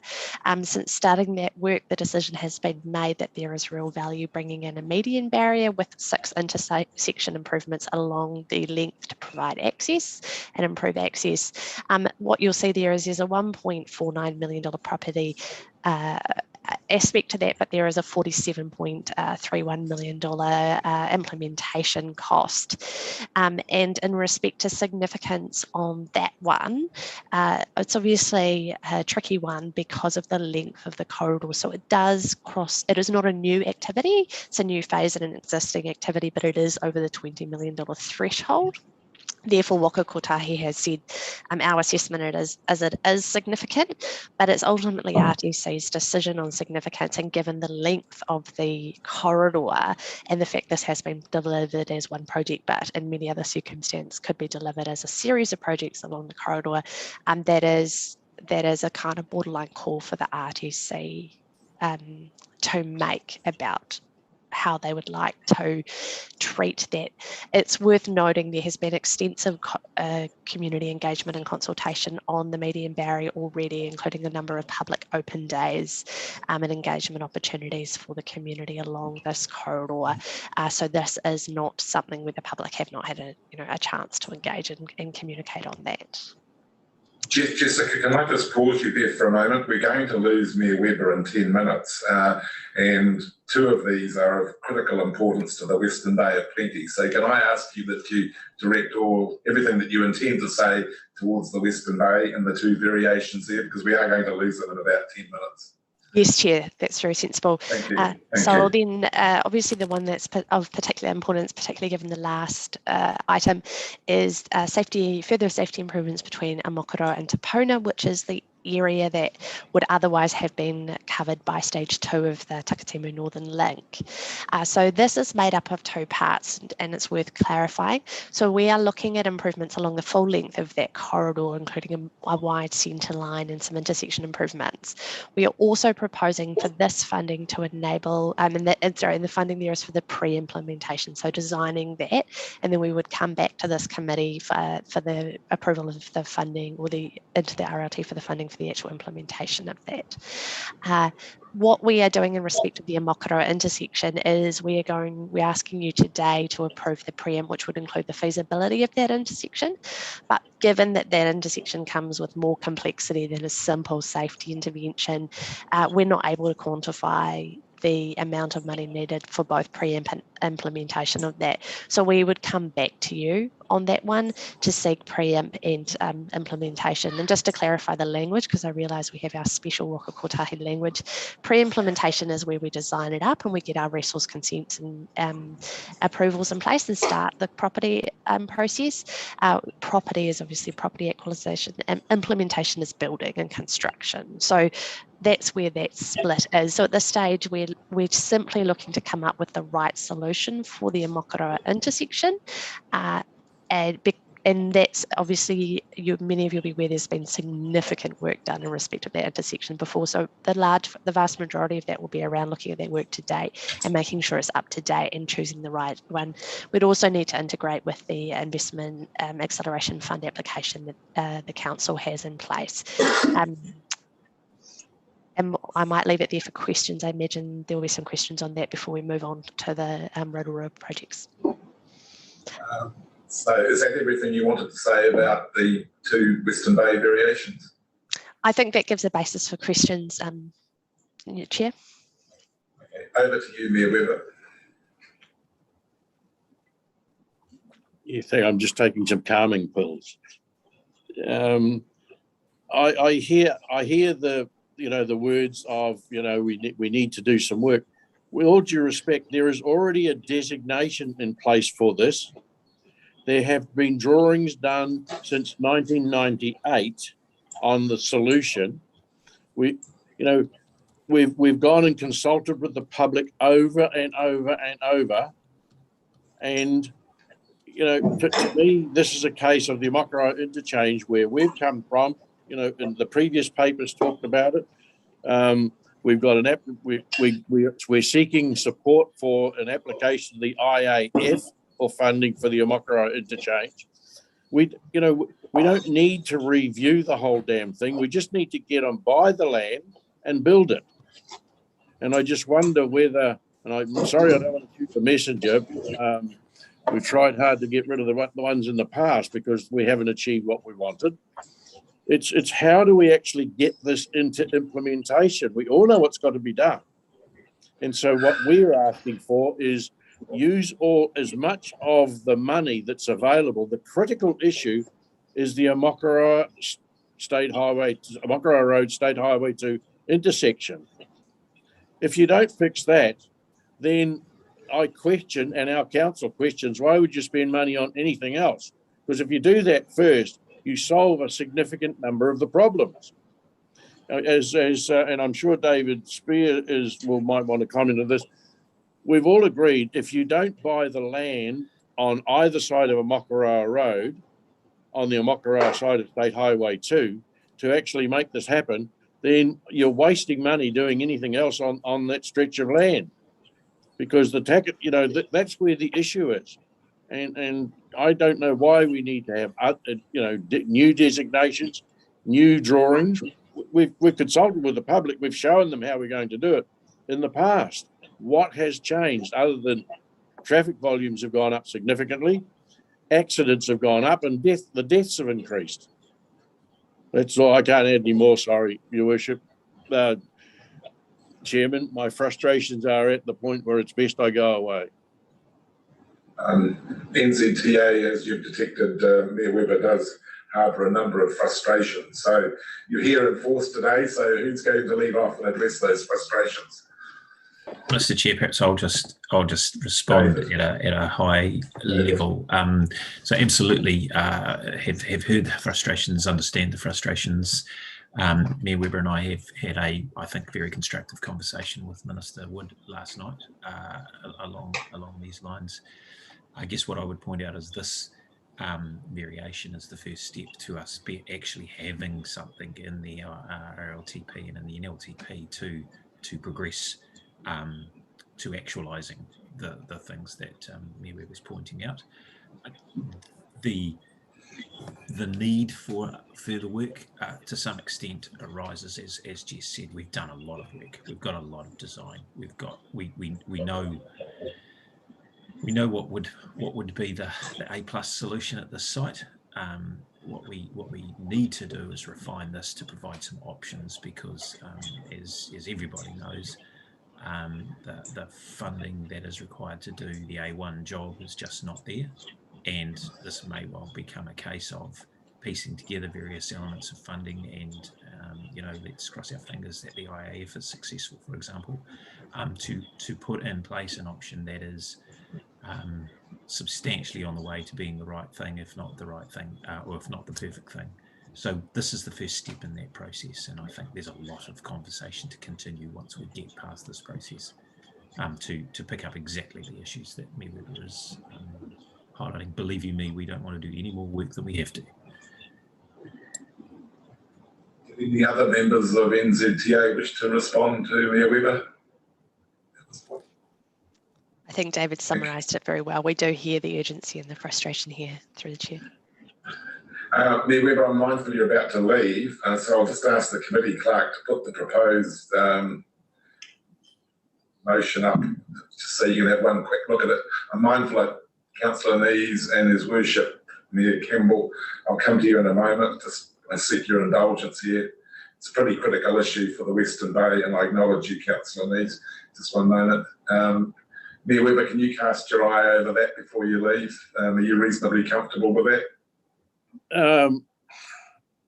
Comfortable is not a good word. I accept they are the words that are written, and I take a little bit of heart from David Spear's comments that this is the wording that's required to get it through the process. I would like it to be a bit more solid, that the solution is whatever, but for this I will hang around as long as it takes to get through this agenda item. It's absolutely critical, but if that's the wording it's going to take to actually move it, and we get a good solid letter from the Regional Transport Committee in support of our applications, then we'll go with the flow. What's being typed now captures the document that came out late last night to you all. Okay, so if we can take that down and go back to everybody. And Councillor Nees, my apologies, the floor is yours. No problem. My question is just around the justification for not considering this as significant for the purposes of including it in the RLTP. I just wanted to ask Jess, we have consulted a huge amount on this corridor, but you haven't told us the result of the consultation. Was there widespread support for a median barrier from the community? Because that's quite important. If they said no, they didn't want it, but we still said yes, we're going to let it go through, I think we need to understand that.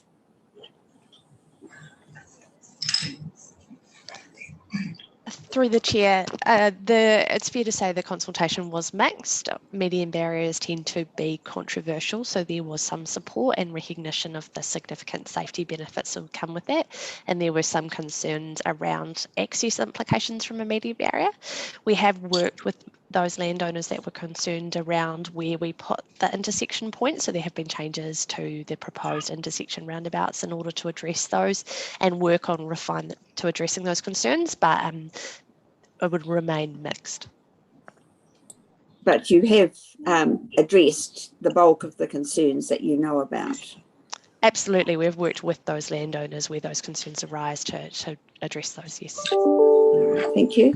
Mr. Chair, perhaps it's also worth just highlighting that the preempt component of this and the resource consenting component would require some further consultation to occur through the other statutory processes. So, you know, it's not, there are further opportunities that will arise from the process. And Mr. Chair, if I could come in here, with all due respect, the consultation, if you frame it, what would the community prefer? A full intersection at Omokara or median strips from Waihi through to Tauranga, you get a very different answer. So the reason it's mixed, we didn't pose that question. All from Western Bay, we've consulted this to death and we've gone back. That's why we're quite happy with tolling of it. But the criticality is the intersection is the highest priority. And we're saying, if you're not going to address that, why are you addressing these other things? Yes, we understand they may help, but when money's short, put it at your highest need area. So the consultation has been a little mixed because I don't think it's a clear question. NZTA wish to respond? No.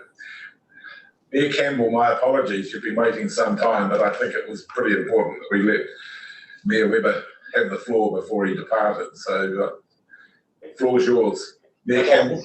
Thank you, Chair. Look, I can't give more support than is known to Gary, because I actually was in Omokara yesterday, and I'll tell you what, frustration kills people, and that would be one of the worst bloody intersections that I know of.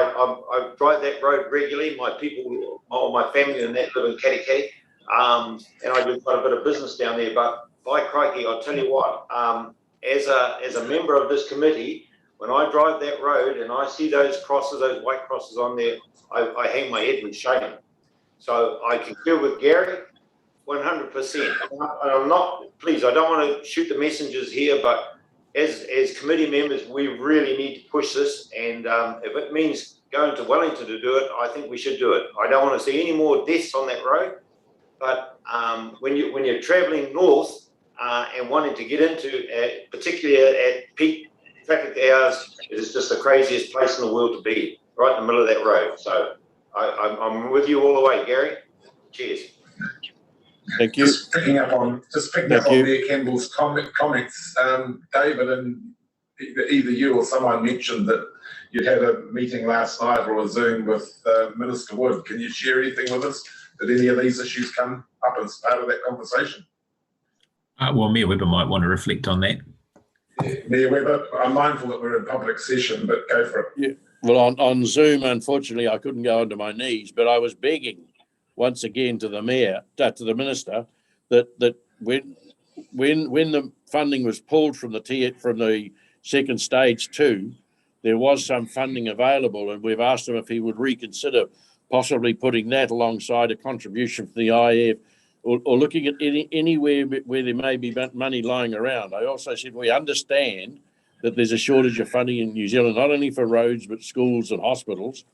But this is absolutely critical. It's been around for a long time. It's been promised so many times, but it's had the money pulled from underneath it so many times that, you know, tell us, if you're not going to do it, tell us. And we'll tell the community, and we'll say, sorry, we led them astray. We've wasted $100 million of ratepayers' money and close to $1 billion of financial contributions from developers on a promise that's never going to be delivered. If that's the message, tell us now.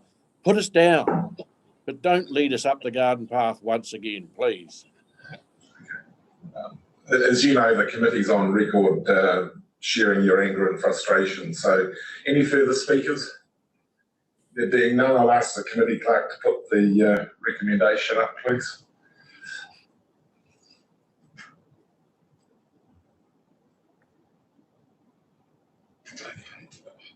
Mayor Webb, are you happy to move? Yes, I am. I'm pragmatic as well. And Mayor Chadwick, are you there? Any comments you'd like to make before you happy to second with regards to your neck of the woods? You're on Zoom, but I'm lip reading, so I presume you're in full support. Okay, I will put it. Please raise your right hands. All those in favour, please say aye. Aye. It's carried. Mayor Webber, you're leaving us now, so have a very good day, what's left of it. Thank you for your contribution. Moving on, everybody, we're now on to page 75. And James, are you there somewhere in the... Yes. James? Yes, I am, Mr. Chair. Okay, we're on page 75, and I notice there's just a small adjustment and correction to the executive summary. It's 1.4 billion in the second paragraph, not 1.4 million. Slight difference. So, but over to you, James. Thank you, Mr. Chair. Good morning, everyone. And yes, apologies for that typo. 1.4 million. James, we need your video on, please. Yeah, I can't turn it on. It says the host has stopped the video. I can't start it. Okay, hold on, let's just pause. We'll see what we can do. There you are. You're in Cinerama now. Go for it. I am here. Yes, apologies for that. Yes, this paper I'm very happy to be taken as read, noting the change to the executive summary from 1.4 million to 1.4 billion. Essentially, what we've tried to do in this paper is go through the NLTP settlement with our council colleagues to try and work out what was asked for in the RLTP versus what has been actually contained in the NLTP. And the paper and the attachment has more details for the individual councils and projects. I think it is just worth noting that this is still work in progress. Ourselves and Waka Kotahi are working through the financials through the transports improvement online system. So we will be making any further revisions. And this is just a snapshot in time. You know, the key challenge now is to actually get on and deliver what these figures actually say.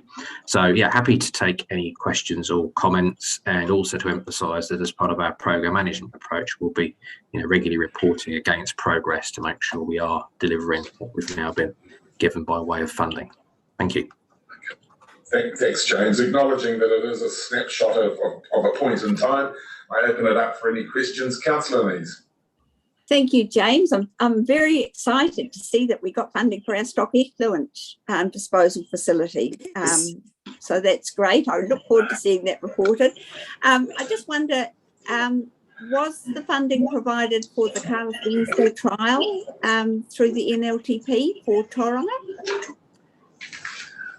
Through the chair, yes, Councillor Lees, the Waka Kotahi low cost, low risk programme included funding for the Wednesday challenge. We're now in the process of concluding the funding agreement with the Carlos Wednesday challenge team, and also both Tauranga City Council and Waka Kotahi as co-funders. So we're looking forward to get cracking on that pretty soon. Any further questions, colleagues? There being none, I'll put the recommendation on the bottom of page 75 that we receive the report comparison between the National Land Transport Programme and Regional Land Transport Plan. You happy to second, Councillor? Oh, before I put it, get a seconder, Councillor Crowder, not just yet, maybe next year. Glenn, floor is yours. Oh, no, I just had a quick question for James. Thank you, Mr. Chair. with regards to the list, it says a complete list. Is it including all the current funding for all the projects? By the complete list, you mean the attachment that we've added to the paper? Yeah. So it says it provides a complete set of all activities. So it does seem different to what was initially available at the last RTC meeting, and some of the projects have dropped out. I'll check that with you. I mean, my understanding, it is a complete list, but the person who's put that together, unfortunately, isn't able to join the meeting today. So rather than trying to give you an answer that I don't know, I will take that point back and clarify that with you. I mean, the spreadsheet is what we've been able to undertake in the time available, but I'll make sure that we give you a full picture. In particular, through the chair, there was what was listed, I don't know how these codes work, but 259217, which was public transport priority for key routes, Cameron Road Stage 1, and that was 14 million, and that is not showing up in this space.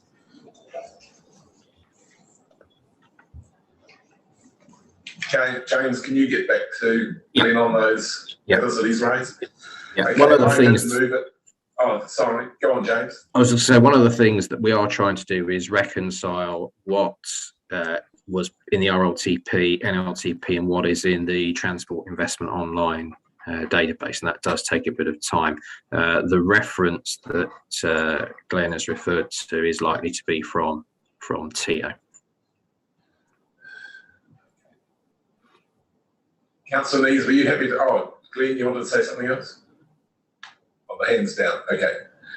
Councillor Nees, were you happy to second the recommendation? Yes, it's been seconded.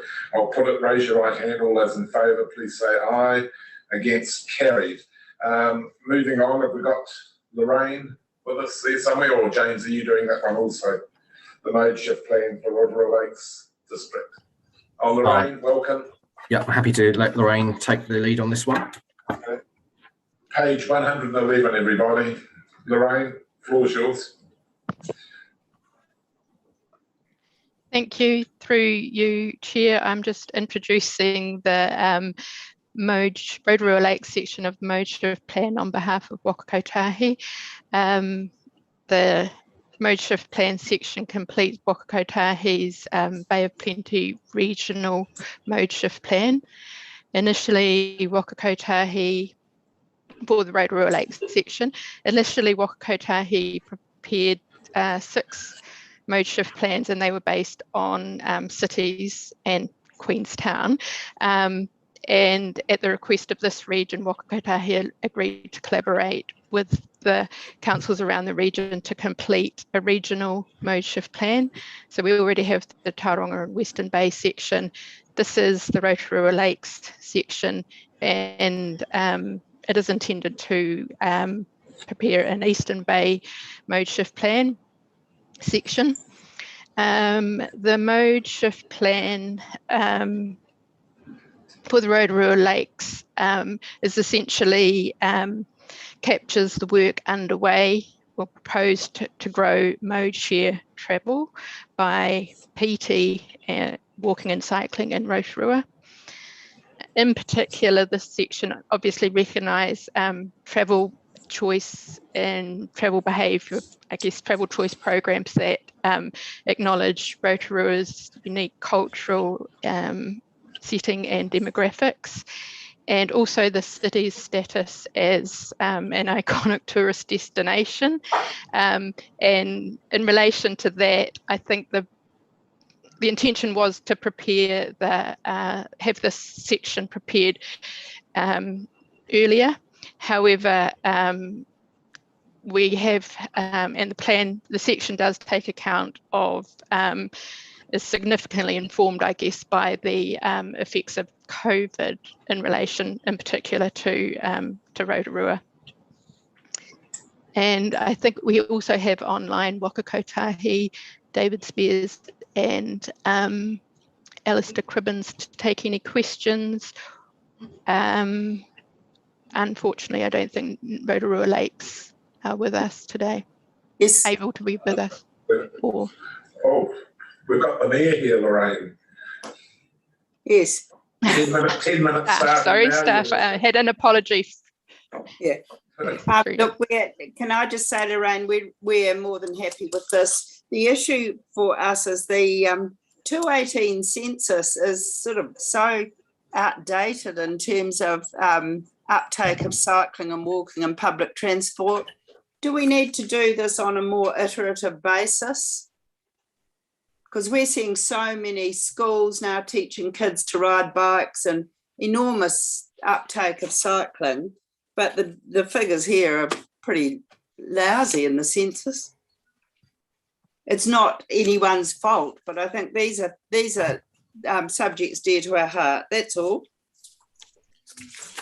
So, Mayor Chadwick, maybe I'll just pick up on that at a sort of high level comment. Funnily enough, I've been sitting in a few meetings lately with Kaingoora and with your team, Jean-Paul, looking at, what is the urban design? What is that strategic view for Rotorua? And that exact conversation has been on the table. So I think the short answer is yes. We would be foolish not to, because we will be operating on a presumed uptake that is Yeah, you've got the planning around that. Yeah, that's what matters. Thank you. And thank you for the work that you've done. I'm happy to move. Okay, it's been moved. I will second. I'm sorry, Councillor Nees. Are you question or you're happy to second? Could I have an answer? Well, I'm happy to second, but I'd just like an answer about my question with regard to the comments on page 122, which talk about the new timetable starting from February 2022, when we know from the previous paper that there was a shortfall in funding for upgrades to the Rotorua PT network. So I just wonder whether this document's going to be out of date already if we sign this off, or if we've got other plans to make sure that it stays correct by funding it in another way. So through the chair. Oh, sorry, David. No, you go, James. Okay, thank you. Through the chair, I can provide a regional council view, noting that this is a document that all of us have collaborated on. So in terms of Rotorua, we will be coming to the next Public Transport Committee to update councillors on the progress of the network refresh. And to be clear, this is about making better use of the existing funding in advance of any plans to increase funding in the future. And the issue we have in Rotorua is the need to understand and tackle the decline in patronage over a number of years as a precursor then to further investment to drive that significant mode shift.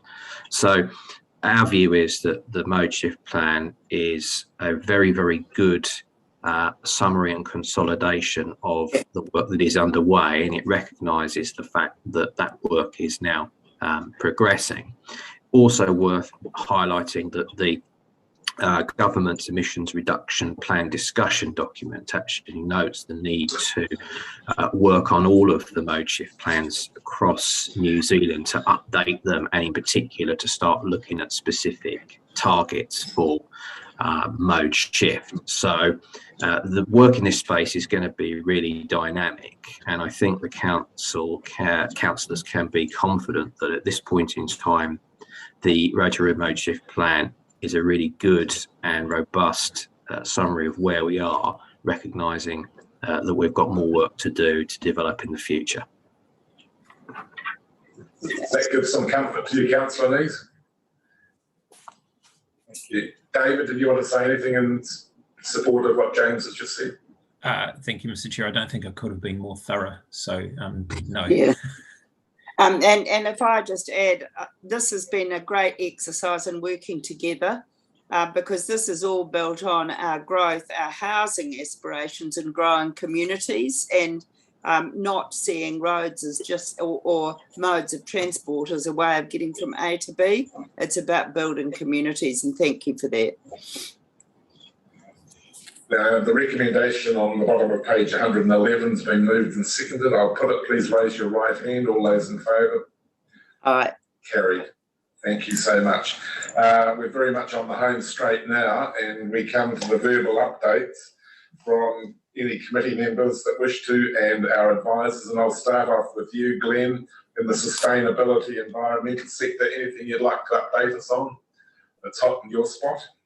Probably the only thing I'd just make sure that you're all aware of is that there are, I think it's fair to say, region-wide and nationwide, there is strong concern from within the environmental sector around the carbon targets that the government has put out in its plan that's not a plan in their discussion document.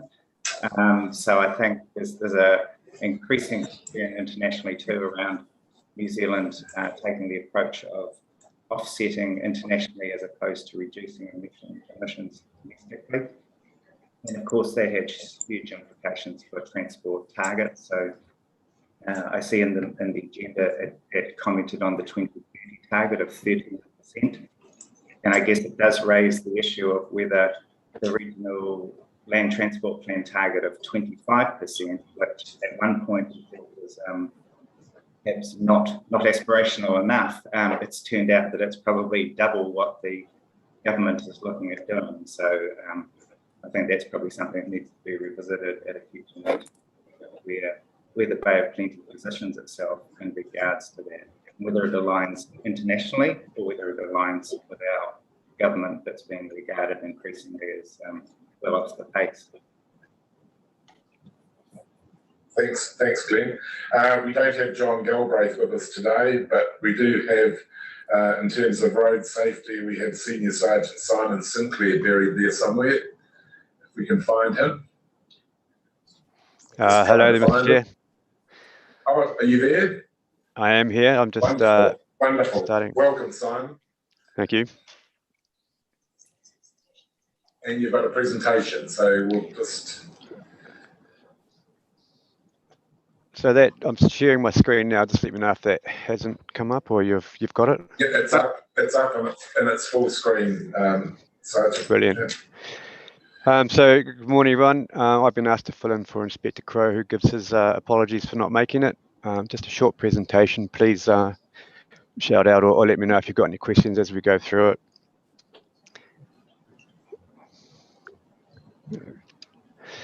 So just a quick rundown of road users. We've got an emerging trend that's come through in relation to the number of motorcycle fatalities. This has sort of come back from a few different reasons. Motorcyclists returning to riding, who are coming out with their aging skills. The money that's not been spent on travel overseas has meant that more people are dusting off their motorbikes, and we're seeing more group rides that are hitting the state highways, which has led to an increase, unfortunately, in motorcycle fatalities. In relation to the age groups across the regions, the 40 to 59-year-old bracket still features high. We have seen some increase, some good results in the 20 to 24 reductions in that area. However, that's slightly offset by the 0 to 15-year-old age group, unfortunately, getting involved in risky manoeuvres with their vehicles. The road types, as we can see there, the state highways continue to feature highly in our fatality rates. Many of this is from errors and attention, resulting in cars crossing centre lines and increases in head-on collisions, which, as we know, at high speeds have detrimental results. If we're going to, I'm just going to break down the causations into the regions. As you can see here, the impairment in the Western Bay of Plenty is having a high impact on our fatality rate. This was highlighted recently. There was an alcohol checkpoint, and the numbers revealed that 1 in 80 drivers were driving above the alcohol limit, which is a very high number. As we can see, the Eastern Bay of Plenty also figures high with their impairment causations. It's double the other factors of distraction and restraints and speed. And Rotorua paints a similar picture.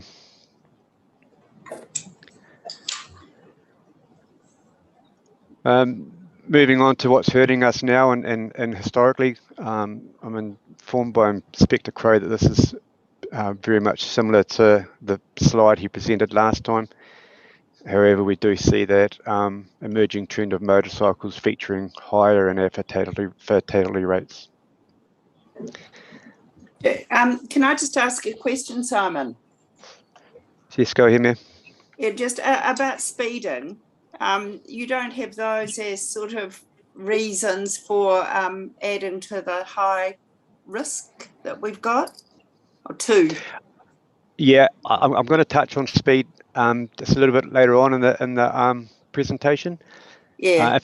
Can I just mention there, Simon, we get hit all the time about when we try to do speeding management implementation, we're blamed for humps everywhere. And I agree that they are good mechanisms, but that's been a big political hit rather than seen as a positive to try to calm down the speed. So when you talk about yes bumps, are you talking about road calming measures within the city? Yes. Yeah, that's an urban design, and that's and meeting the standard. Yeah. Yeah, it's a tough one, and I'll also talk later on about the trust and confidence and sort of what we're met with it on a day-to-day basis on our roadside interactions. So coming up with the December, January across the holiday period, our focus centres around impairment with the Tauranga Western Bay area and Rotorua, popular holiday destinations, COVID dependent. In the past, we've teamed up with the Waikato road policing teams, and we've combined to undertake Operation Tri-City. The focus is on the Tauranga, Rotorua and Hamilton cities. It's been effective in the past, so COVID dependent. I'm sure we will undertake that again this holiday period.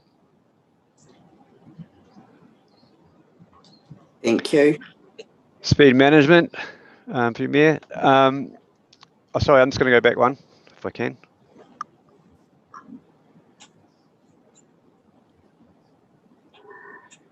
Let's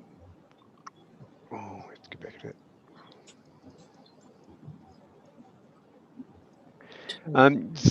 Number 5 there, excessive speeds. We're still seeing speeds well in excess of 30 to 100 k's over the posted speed limit. Yeah. The Tauranga East Link features high in that, and it's seen as it attracts some people because of the lack of ability for police to be able to turn and take action.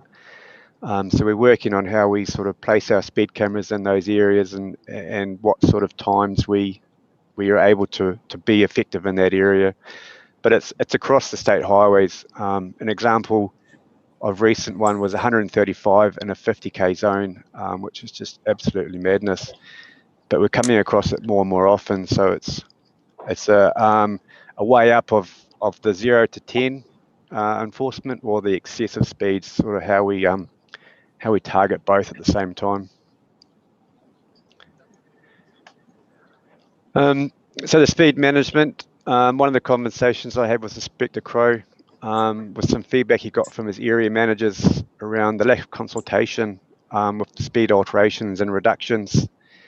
As an agency, we have to be mindful that we become the end user or the perceived owner of any amendments that are made, because at the moment we're the only agency responsible for enforcing speed. We're conscious of the public expectation around speed limits and what's realistic and what the design of the road and the environment speak to in relation to speed limits. And also the confusion when we get varying speeds within a stretch of road, sort of how that the motorists are going up and down, and they end up looking at their speedometer more often than actually, focusing on 10 seconds, 15 seconds down the road. And there's some confusion with that. As I mentioned, the trust and confidence that we have to be mindful of. So 40% of all contact with the public is done roadside. And we have to be aware that how we police and how we interact with the public and enforce the speed limits, how that affects that. As we know, we police by consent, so we need to have the engagement and the buy-in from the public to be successful. We're also aware that there's a high number of road working sites around the district. We continue to work with our contractors. We're inherently aware of the risk that speeding drivers have on their workspace and the dangers to their workers. We're aware of the road work fatigue that sort of creeps into drivers, and when they see posted limits around the 30 to 50 that they feel is inadequate for their journey, we have to sort of work with the road and contractors to try and manage that. And again, there's the 0 to 10 speed enforcement as opposed to excessive speed that we're seeing, how we manage that with the vast roading network we have across the district with our small number of roading police specialists. That's what Inspector Crow's presented for me. I'm happy to answer any questions or answer what I can. I'm not the expert in this area that Brent is, but I'll try and help out.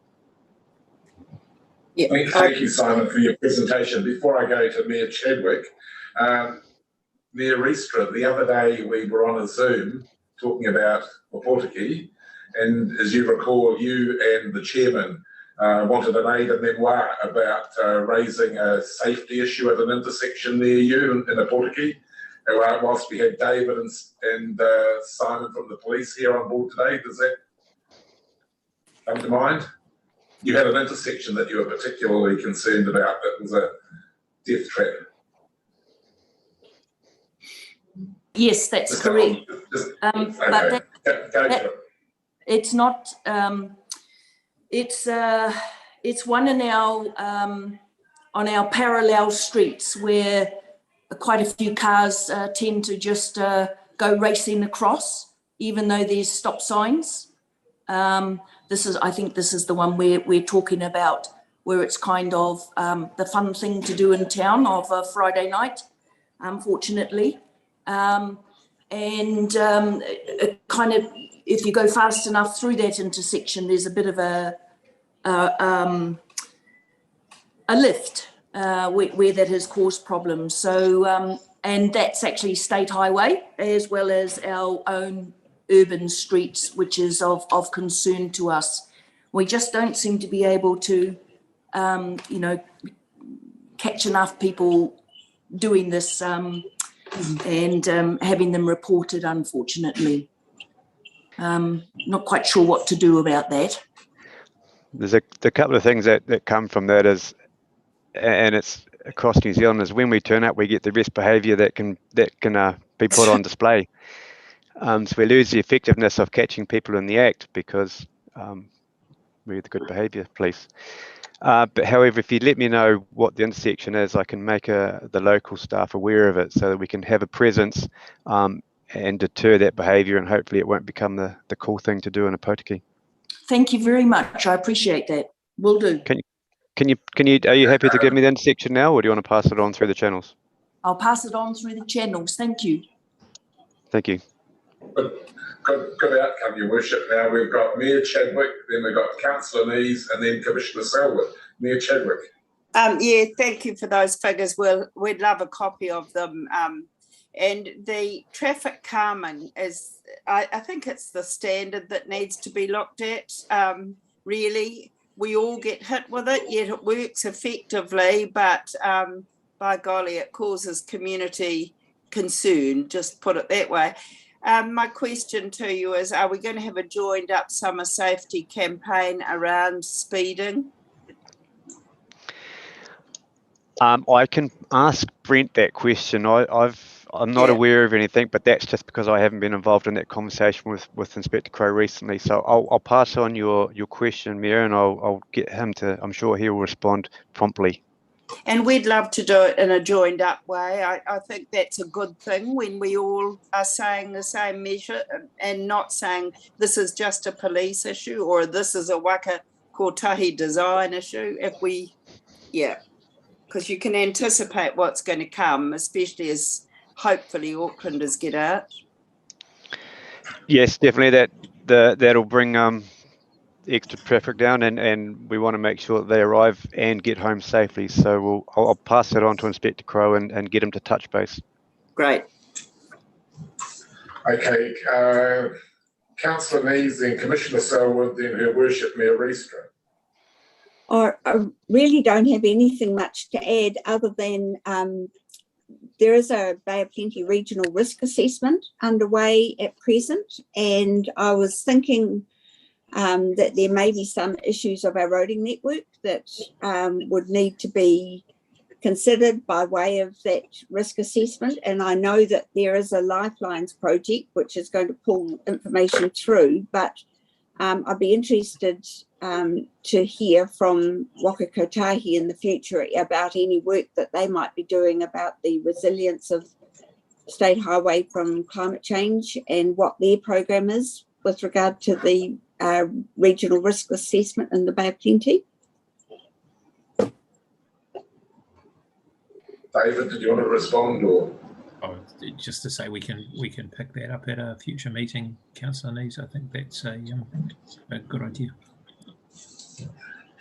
Commissioner Selwood, then Her Worship Mayor Riestra. Commissioner Selwood. Thank you, Chair, and thank you for your presentation, Simon. I really want to endorse the messages on slide 10 around speed management. I think the observations are on the money in terms of the permission to police. And if there are any areas within the Tauranga City Council area that there is an inconsistency of speed environment to the limit, I'd be very interested in receiving that advice. And just reinforcing your comments around roadworks, realistic signage and speeds is key to getting support and compliance.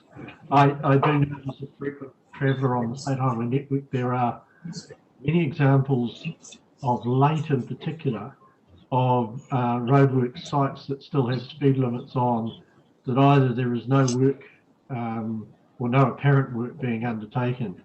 And that is a real challenge if we're seeking compliance, because there's a risk clearly that if motorists perceive that work is not being undertaken, when it is in fact being undertaken, then we create a problem. So compliance of contractors, of removal of signs when they're not required, I think is really important and totally consistent with the message that you put across. Thank you.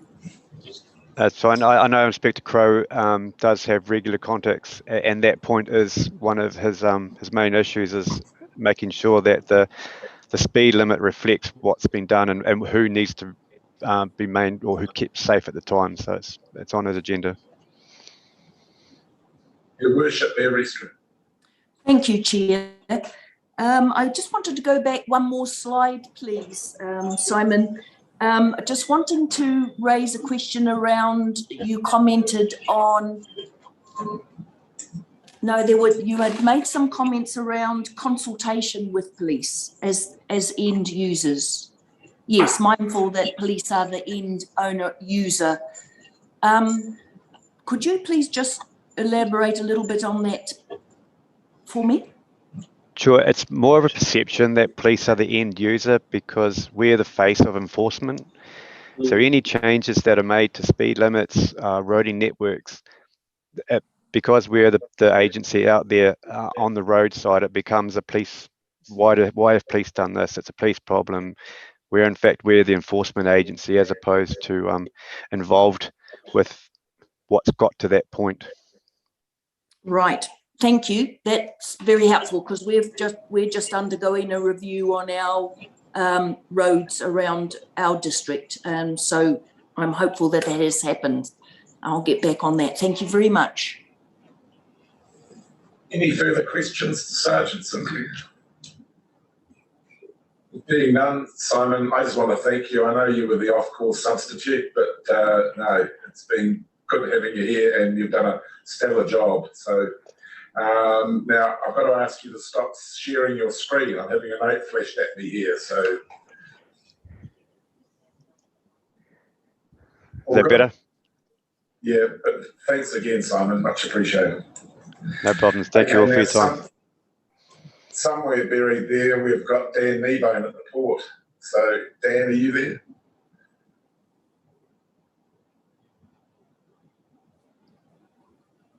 He was there a second ago. He's just putting his video on.